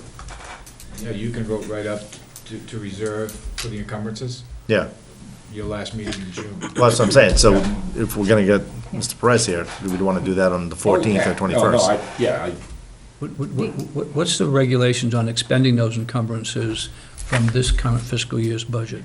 Well, the problem is if you're looking at encumbering 26-17 monies and not expending till October, November, that would probably not pass. Yeah, that won't. With the Right, auditors. right. This, and. Well, that's why I'm asking, I was gonna say if it's in Well, by 17, 18. comparison, the items that are being recommended Right, to yeah. encumber, those are like projects that will start late June and finish up in early July. Yeah, But they probably would not pass through. I mean, we do that right now for, such as the principals attending a conference that starts the end of June and goes to July. We spend those monies. Well- Technically, the regulation is you shouldn't, because it should be. and I would think that if we're encumbering $167,000 from next year's budget and spending now, that there should be a few $1,000s in there for some training for the one-to-one. Again, Mr. Chair, I can't answer the No, question. It I may know. already be in the 2018 budget, and I Right. certainly can look at that for you and get you that answer. If not, I'm sure we can scrape a few $1,000s from 167 we're pulling over now. Yep. No, I was gonna say, I mean, one of the reasons we're trying to create a little space is because we may need training monies that we haven't defined yet, and so we certainly want to have some monies available throughout, especially the front-end load of the money. But I don't think we've said no to anybody who's come to us with an idea for training. Right. I don't think we're withholding money at any point in time. It's just a question of what kind of training do we specifically need as we move forward. Yeah, I just don't want to see 100 freshmen come sitting in with their new Chromebooks and all they're Yeah. doing is playing games on them. So, Valid point. If I may, Mr. Chair, if the committee would vote on the encumbrances that are recommended, the three, again, would be the severance, the building projects, and the textbook. and before that, do we have any other budget transfers from, that need to be? That was over in consent items, you kind of skipped over it. Oh, I did, I knew I did. Yeah. I think Frank did, not me. Can we go back to one real quick? Jim, for our meeting on the 14th, when the teachers are going to the school here, can the high school provide with us a list of classes that will be taught with the one-to-one for freshmen, sophomore, junior students? I think Mike has kind of reviewed that, but we can get more specific with you, absolutely. Okay. You got that for an AI? Yeah. Beautiful. All right. We'll go back to the budget transfers in a minute then, Frank. We'll see we're still on this, so. well, No, this would be the vote on the encumbrances. Right. Yeah. I said we'll go back to the budget transfers after. I said we're still on this. So is there a motion to encumber, 146, 350, Mr. Chair. oh, we're gonna do it separately? No, total. You're encumbering, again, the severance, the building, and the textbooks. But don't we also have to encumber the 166? Yeah. No, that's already been encumbered, because we had lines already for that, and we just transferred funds for that. So that was just taken from 18 to 17. So in other words, that was already, like we do other budget transfers. All right. Yep.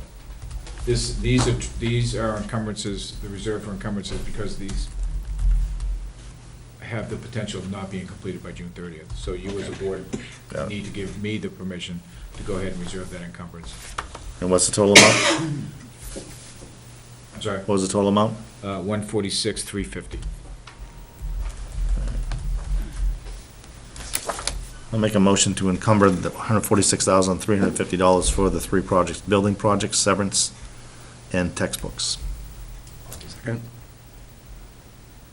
Further discussion? Textbooks? Is that And textbooks Project in Lead the there. Way? What's that? Project Lead the Way? Textbooks? I think those, I'd love to see third payment on Yes, adoptions. Majority of those are the third payment, and I believe there was some math and science text in there, but the majority Yeah. of that is third installment payment of textbooks that were purchased. All in the contract. But This has Project Lead the Way for 48,337. Yeah, but if you, on the next page, it's for,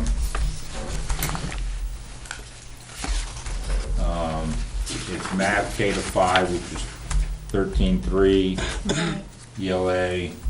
So it which is breaks it? down right there. Right. So is it Project Lead the Way, or is it the math, the ELA, the economics, law, and accounting? The latter.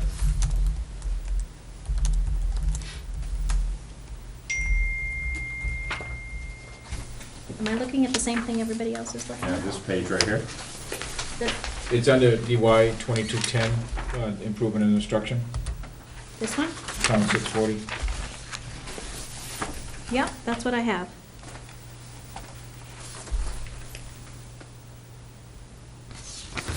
So we're voting to encumber 48,337.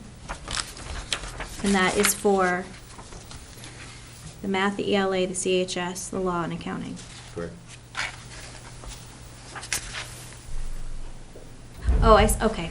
So the Project Lead the Way was another line item? Yeah, well, she's referencing there that it was, was a spend ahead in fiscal year 2017. Gotcha. Okay. So that, it's just kind of a footnote. Yeah, if you Gotcha. will. okay, Yeah. all Okay. right, that makes sense. Carry on then. Says a motion is second. Any further discussion? Hearing none, all those in favor signify by saying aye. Aye. Opposed? Abstain. Thank you, Mr. Chair. 500. if I could borrow this opportunity to jump in, After our discussion on Project Lead the Way, Principal DeClatter and I had a follow-up conversation about programs are going to be offered in the middle school for next year. And this afternoon, I received an email from Mr. Principal DeClatter stating, ideally, we would be implementing the following units for next year. This is PLTW. A grade 8 science, a technology, 5,190 is already budgeted. Then what we'd like to add is a grade 7 automation and robotics, which is 22,000, and a grade 5 automation and robotics, 5,000.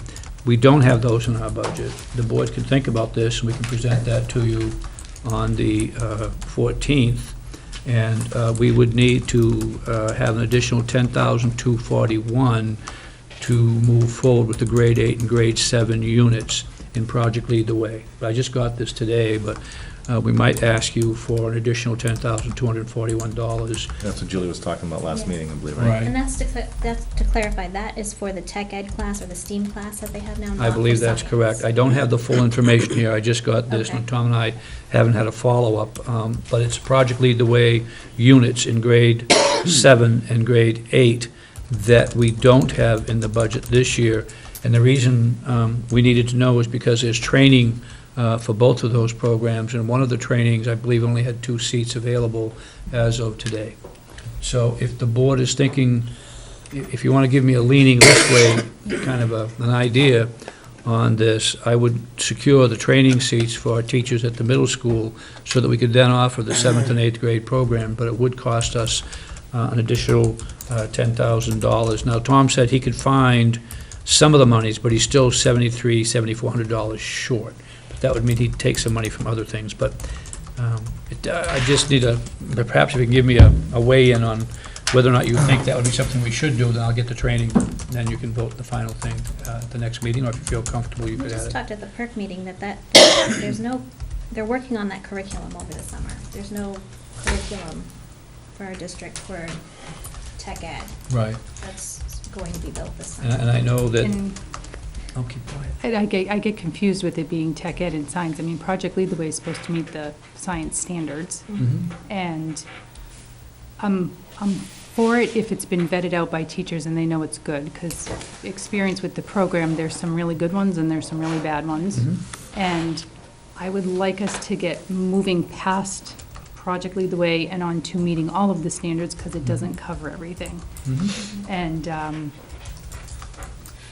And really vetting out those kits, because you get sucked into the box Mhm. and they're making you pay for cotton balls when you can go get them for $1 at the store. So those kinds of materials need to be, you can make your own list from their list. And, I mean, they're very costly for what they offer.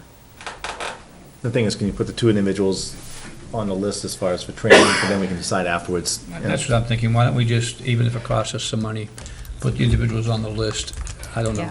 Maybe you gotta put a deposit of $50 a person, and just put that out there, and then have discussion Then with you Tom. both will have Tom come at our next meeting, and Tom can, on the 14th, explain it to you, and if you so desire, we can go forward with it. I can't give you do much some more than bargaining that, with because them, that's all I too. have They'll right come now. out. Yeah. Okay, we'll go, Yeah, we'll take that. and the thing is, because the presentation we received at our last meeting, you could see that 1 through 4 is like really strong.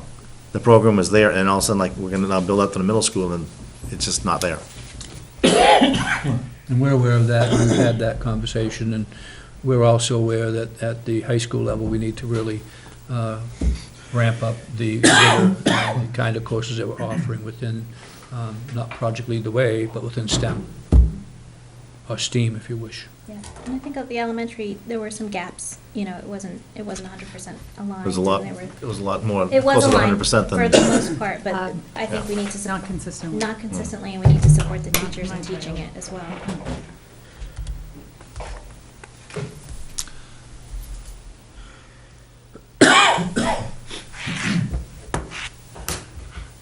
Yeah, so I'd say go for the registration. Yeah, we will, as I'll possible proceed with deposit. the registration and in the presentation when the principals are here, and then we can make a decision then. I just thought I'd stick it in. Thank you. All right, now we have budget transfers to approve. There's 3 pages of them. Did we ever take a vote on, I don't think we took a vote on the money? Did we? Oh, we did. I'm sorry. Voted yay. You said yes.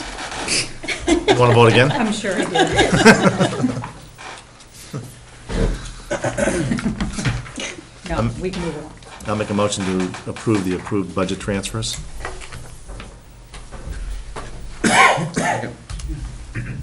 This is the, The $30,000, is that for our new contract for landscaping? It is.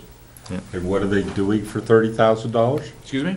And what are they doing for $30,000? Cutting grass. All three schools? Yes. And For a year? I'm sorry? For a year? No, till June 30th, that contract. That was a max. For just, for 2 months, 3 months? April, May, June? They've been doing it since April. Fertilizing.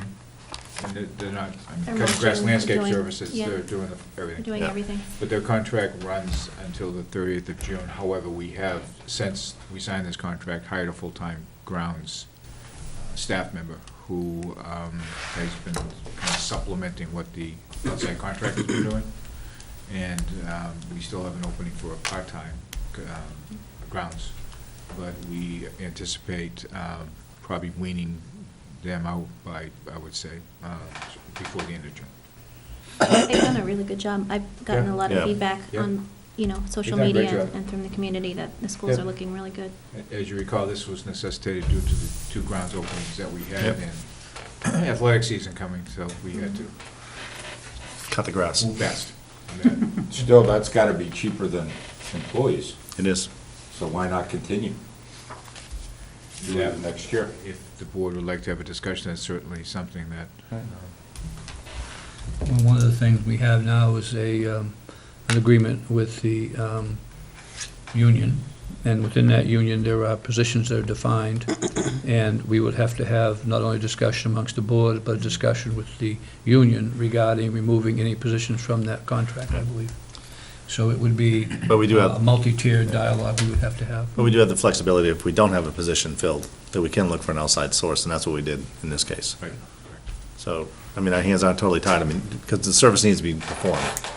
So if that's the case, if that's the person we have right now doing the grounds, if he ends up leaving, then we'd have to get the service back in. Right. All right, so I made the motion. Derek, you second? Yep. Any other discussion?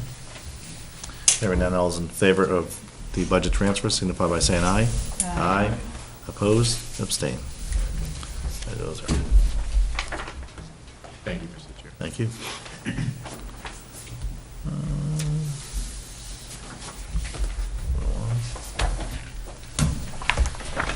Now we are on policy changes, facilities use policy.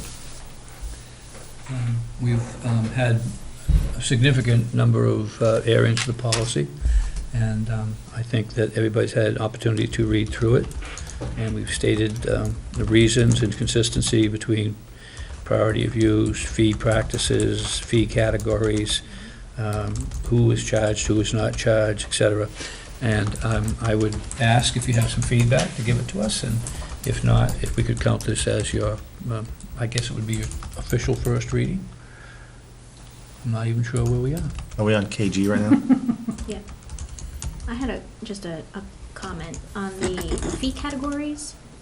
I'm on page 3. They all say Litchfield, except for the number 6. It doesn't say Litchfield.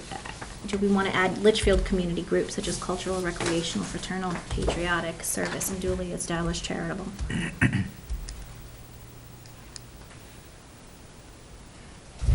Under fee categories, Under fee where it says categories. community Well, groups. that's for other community groups and organizations from other towns that may come in and rent. from Well, No, us. this is saying we won't charge them. Oh, Right. well, for not charging. Following organizations in a group shall not be Sorry, charged. sorry, I was looking in the wrong place. Fee categories, so you want to have just Litchfield community groups stated as, okay. I think so. Yeah, everything else is Litchfield. Yep, we can do that. Thank you. You're welcome. So question on that. So we've opened our schools to a local, they live in Litchfield, but they handle the work camps. And they go all over New England through the summers. And twice they've come to our high school and stay here. And they're not a Litchfield-based group, and so I guess my question is, on these changes that we're making, I don't believe we charged them.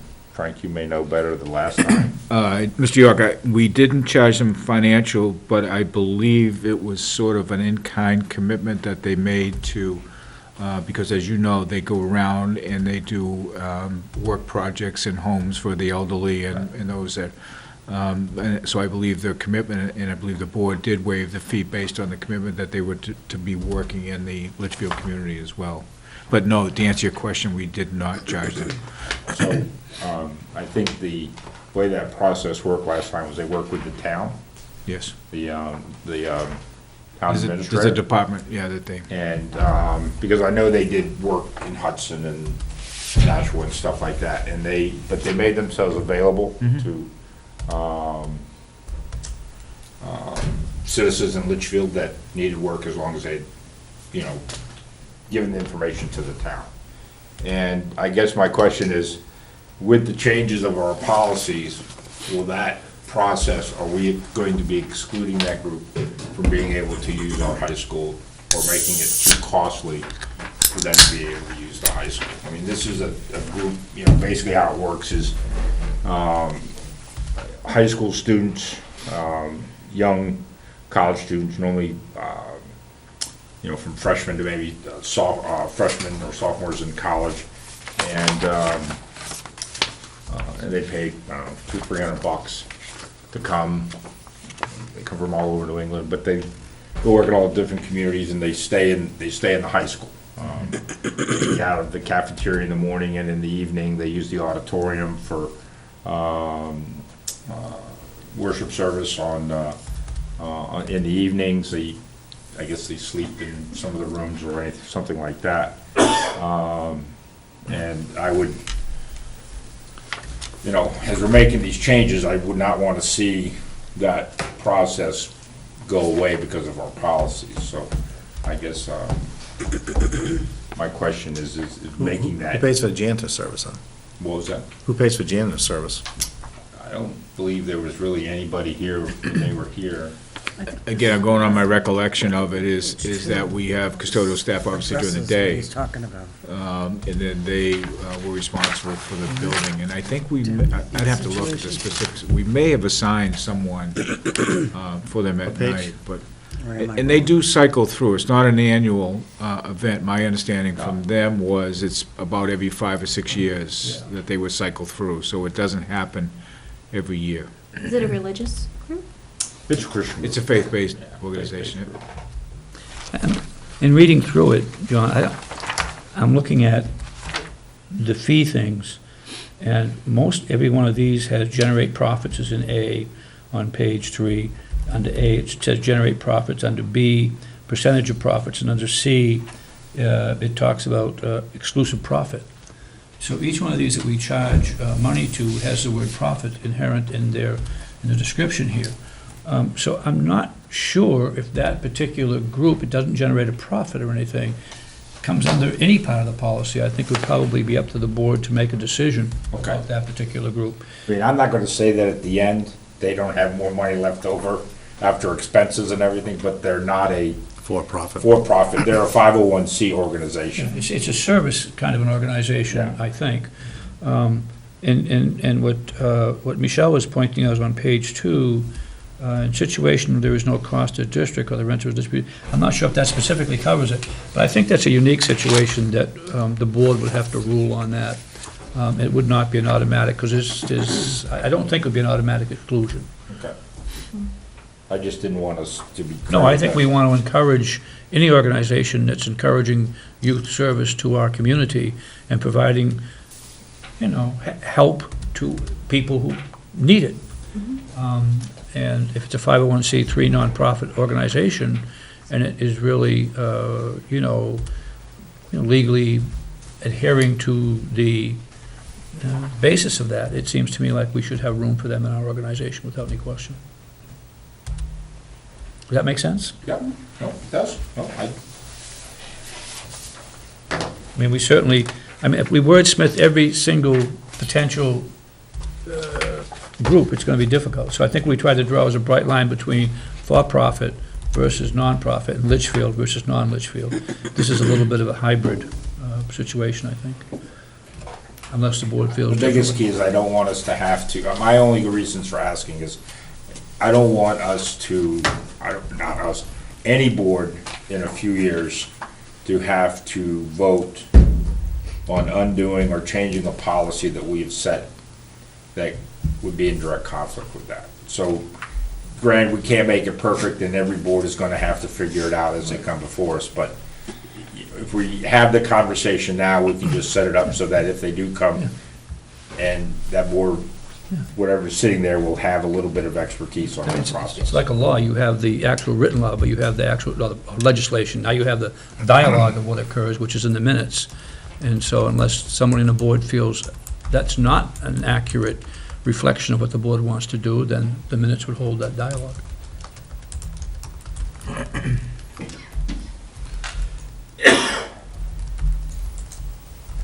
So is that a first reading? I'm just waiting to see if there's any other questions or comments. I think we've seen this thing enough times. Yep. 37 times. Something like that. We've seen it, we just This one's- pushed it off every week. No, but even before Oh, you came before I back, John, I'm sorry. you guys had It was, seen it. it was going real This is like, quickly this is till you like, landed. this is like the technology policy. You need a motion to Yeah. approve it for first reading. Motion to approve. Second first. Further discussion? Hearing none, all's in favor? Aye. Opposed? Abstained. Does that mean No, on the it's coming back, 14th it isn't it? becomes approved? Oh, Is that right? how many Second- times or do we is it have to second read it? reading and then, No, second reading will be? I don't want to good to say, go? I don't want to say what board member, when they came here to- about the facilities use, talked about the years it took to do the last policy. So I just want to say the board is definitely much more intelligent at this point in time, because it's only going to take us months.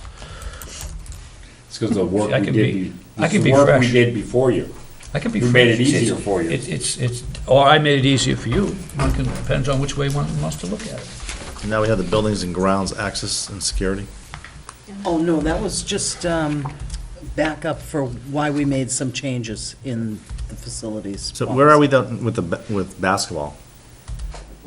Where are Where we had to work, They're gonna be coming in to meet, Right. okay. because they're getting some new board members. Do we have a date for that yet? But we have a They policy, need a couple of dates. but we also have a policy we need to change in reference to them. As far as having a custodian here. Oh, that's correct. We had that debate because in our policy, you say you have to have a custodian. So if you keep that policy, then it would require us to have a custodian when they're here. Correct. So you have to decide whether or not you want to modify that policy. That's what I'm looking for. Is So we that- need to bring that to you. That's a really Correct. good point. That would be the same thing as that organization being here for a week. Correct. Right, Because it's in the middle of the summer, so they don't have custodians here in the evening, so. just like on weekends, we don't have custodians, Yeah. but basketball's always utilized the building. And they're the only organization sports organization that utilizes it. So baseball, once in a while, they use it one day. Okay, so we have to revise the security access one. Mhm. Right. Okay. All right, I will make sure I do that. Bring for that the to you at the meeting. next meeting. Yep. Thank you for bringing that back. That would be ready when basketball does come to us. Yep. Then we'll have that. Yep. Are they coming for the whole board, or are they just coming for you guys? Well, we said we'd have an annual meeting in the summer Okay. in which we discuss access, discuss security and those things, so we can review the policy at that point in It's time. more or less just, dictating to them, here's how it's gonna operate. We didn't think it was necessary for the board to meet with them. I'm okay with that? Or John can be on that board. No. We have a subcommittee, Yeah, absolutely. there you go. Absolutely. There you All go. right. So that'll bring us to our air quality report. What about the food services report? I'm sorry, did I skip that? Isn't that before? Maybe No, not. air quality's first. Oh, yeah, the air quality's first. Do you want to do the air quality? Yeah. Yeah. The air quality, we had talked about that and briefly talked about it at our last meeting. And what we have is a history of sampling air quality in Litchfield. And what we found is that overall, there hasn't been any major findings in the air quality reports and the air quality sampling that we've done.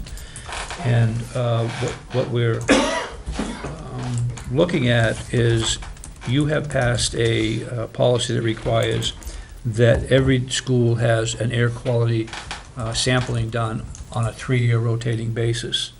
And that has not been followed. The GMS has had probably air quality sampling done on a biennial basis, because that seems to be the school where most people have concern. Although there has been no real issues turned up, there is times when there's not enough, the CO2 concentration is too high, we need more makeup air. We had a situation where there was some mold, but it was really because we had a plant on top of a heating unit, and it was just from the dripping and the blackness from the plant. So most of the situations have been taken care of, and the more recent air quality reports have been good. At LMS, we've had sporadic sampling, and at the high school, I believe we've only had 1 or 2 samplings. And probably of the 3, the high school sampling was eyebrow raising because of the moisture, because of the inappropriately constructed floors in several rooms, which were noted back in 2010, I believe. And those have been addressed through some sort of coating, I believe. But what we're recommending at this point is that we go forward with a 3-year cycle, and that we start with this year by doing all 3 of the buildings and doing air quality to get baseline data. And then we would then put it onto a 3-year cycle for all of the buildings, so that every 3rd year, each building would get reports. So that's an overall report. Like I say, GMS has 1990, 1990, 1996, 97, 97, 98, 99, 04, 08, 10, 12, 13, and 15. So it's been sampled a lot. LMS 2006, and the high school 06 and 10. Again, however, there hasn't been anything that is a, stopper or anything that's a major concerns or mold or anything like that. But there is some ongoing issues with fresh outdoor makeup, individual tiles that are stained and things like that. And at LMS, there are similar kind of things, makeup air, clean, housekeeping, humidity levels at CHS. But like I say, I think the bigger thing is at the high school right now, which has been taken care of. It's a visual inspector revealed growth on the underside of the flooring within room B102 and behind the mop board, etc.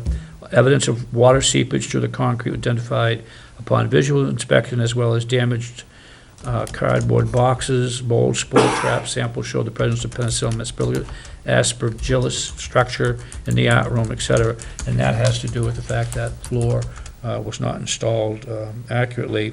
And since then, we have taken measures to try to make that not an issue. The budget expenditures and all of that is loaded here too. I think overall, the summary of it is we're going to spend about $1,170 per building to do general air quality testing on this year, and then on a 3-year cycling basis.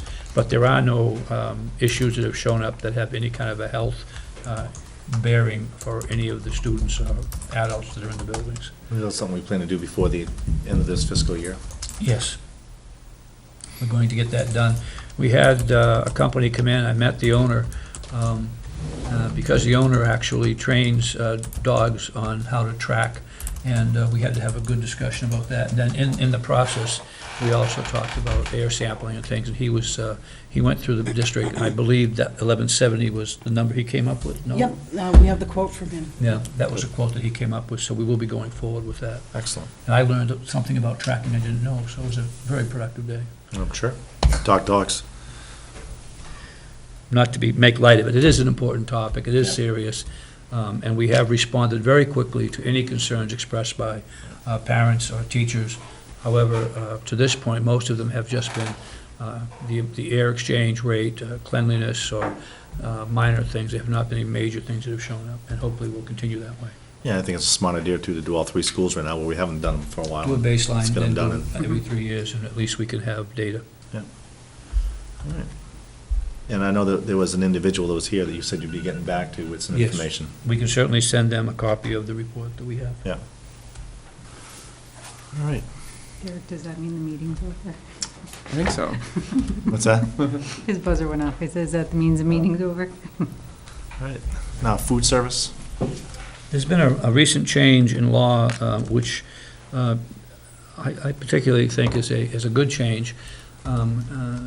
Districts had gotten into the habit of, if children didn't have money to pay for their lunches, they would allow them to have some lunches, but then when they reached a certain amount, they would refuse to give the child a lunch, and they would have to give the child like a cheese sandwich, a fruit, and a bottle of milk. Or in some cases, very, very questionable practice, they would take a lunch away from a child if they couldn't pay for it and throw it in the trash.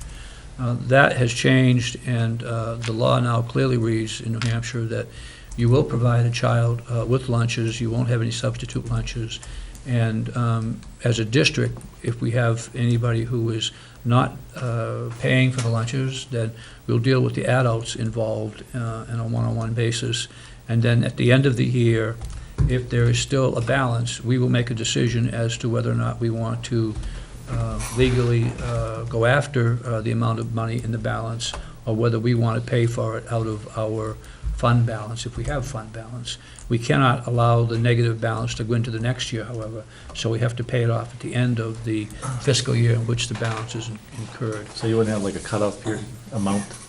Before you- We do not have, I do not believe by the RSA that we can have a cutoff amount. We have to, if a child comes to school and they have a bag lunch, fine. If they come to school and they get in line and get a lunch, I believe the way the law reads now is you provide the child with the lunch, you keep a note of inability to pay, and you contact the parent, and you deal through the parent. Now, I think that's, in my opinion, I think that's the right way to handle it. A youngster in elementary school or middle school or even high school, you certainly don't want to say to a child when they're going to the lunch line, oh, well, put that food back, or throw that food away. It's just not appropriate. Yeah. So I think that it does create very minimal problem. What I understand in Litchfield is that it is almost a non-problem. It's a very, very minimal issue. Yeah. Certainly something we can deal with on a one-on-one basis at this point. I mean, from my experience, one of my kids will just come home and say, I don't have any money in my account. So, then you write them a check. I mean, so the person who's there at the lunch line just lets them know, hey, you get a low balance, kind of thing. And you can do it, as I understand it. Email You know, them. Frank- We get email notifications, yeah. Yeah, You can do it. that's what I was gonna ask Frank. All three of them are on the meal thing, whatever it is, but I only receive emails, like, for two of them, that they have low balance, if they have a low balance, which, Then you only have emails set up for two of them. no, but I went back and double checked and make sure the third one was in there, and they were. Then I received no. So do you have a low balance on the third one, or are you taking care of the other two? No, then I got a notification that the other, no, and I always get low balances on them, and then the other two, just recently, I didn't receive any notification, but my wife received something saying that they were like, below. Which was odd. I'd have to look Did at you your set account it? and how it's set up. Yeah. I have it. But everyone is, low balance, If you can the remember- trigger of a low balance report, Yep. email, is a global setting. Yeah, and I So get it's not those. school-specific. Well, you But can fix it. set, like, we set Yeah. it to like a certain amount. Right. let us Yeah, that's what know. I'm saying, it's a Yeah. global setting, Yeah, yeah, however, it's okay. not by school. So if you're not getting one versus another, it might be, it's just not set up properly. But then the two that I've been getting all along, all of a sudden I didn't get, but then my wife received something saying that their balance, normally I receive something that will say, your balance is at $8, say. So this last one my wife received is, think both it's of them were in the 5. negatives. It's like, That's why we have this policy. sorry, I ran down and brought checks, yeah, yeah. Yeah. School board chair? It's gonna be Maybe it called went to BB. spam. Maybe get redirected or something. I don't know, Sometimes that happens. but I'll send you the email I received. We'll Frank, 'cause look it's a at little it tomorrow, Mr. Bork, and Yeah. I'll let you know why. I appreciate it. You're welcome. If you need a loan, let me know, we'll put a few extra dollars. So, I mean, Did I an was advance on that Christmas check that he's going around. just going by what the superintendent said, that I don't think we have that, an issue here. I certainly would hope we didn't have an issue here as far as, And I have not looked into this, but my understanding is that the food service has not reported any issue, very minor, very minor, very minor. So I do not think it's an issue. So we need to vote on this draft as a first read or not? That would be up to you. Yeah. Since we have to have it in place by the end of June. Has Probably to a be good by idea. July, if it's I think we- effective July I think we 1st. should pass this as a first reading, or Yeah. whatever the first one Whatever we the have to- flavor of the board is. I am not going to tell the board what to do. Yeah. I I think it's a am good all idea. for that. Is there a motion? So made. Second. So is this taken verbatim, right off of the website RSA. from wherever, or is? No, did we- No, I think Michelle worked on I this. did some research. I researched the regulations through the USDA. I researched through some other districts, even some other states. And then the NHSBA sent me some background, so I kind of, Blended it was 11 pages worth of stuff. There was no way I was putting all that in there.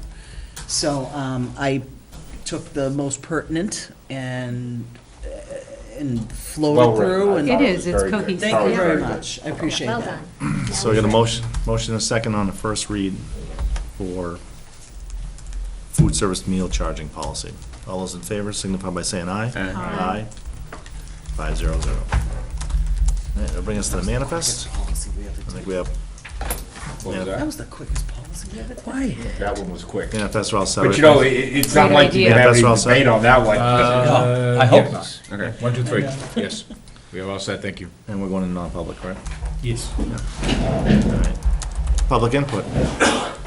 Hearing none, we'll go non-public session, RSA 91-A:311. The dismissal, promotion, or compensation of any public employee, I know I get or the disciplining of such employee, or the investigation of any charges against him, unless the employee affected, one, has a right to a meeting, and two, requests that the meeting be open, in which case the request shall be granted. B, the hiring of any person as a public employee. C, matters which, if discussed in public, will likely affect adversely the reputation of any person other than a member of the body of the agency itself, unless turned up, yeah. such person requests an open meeting.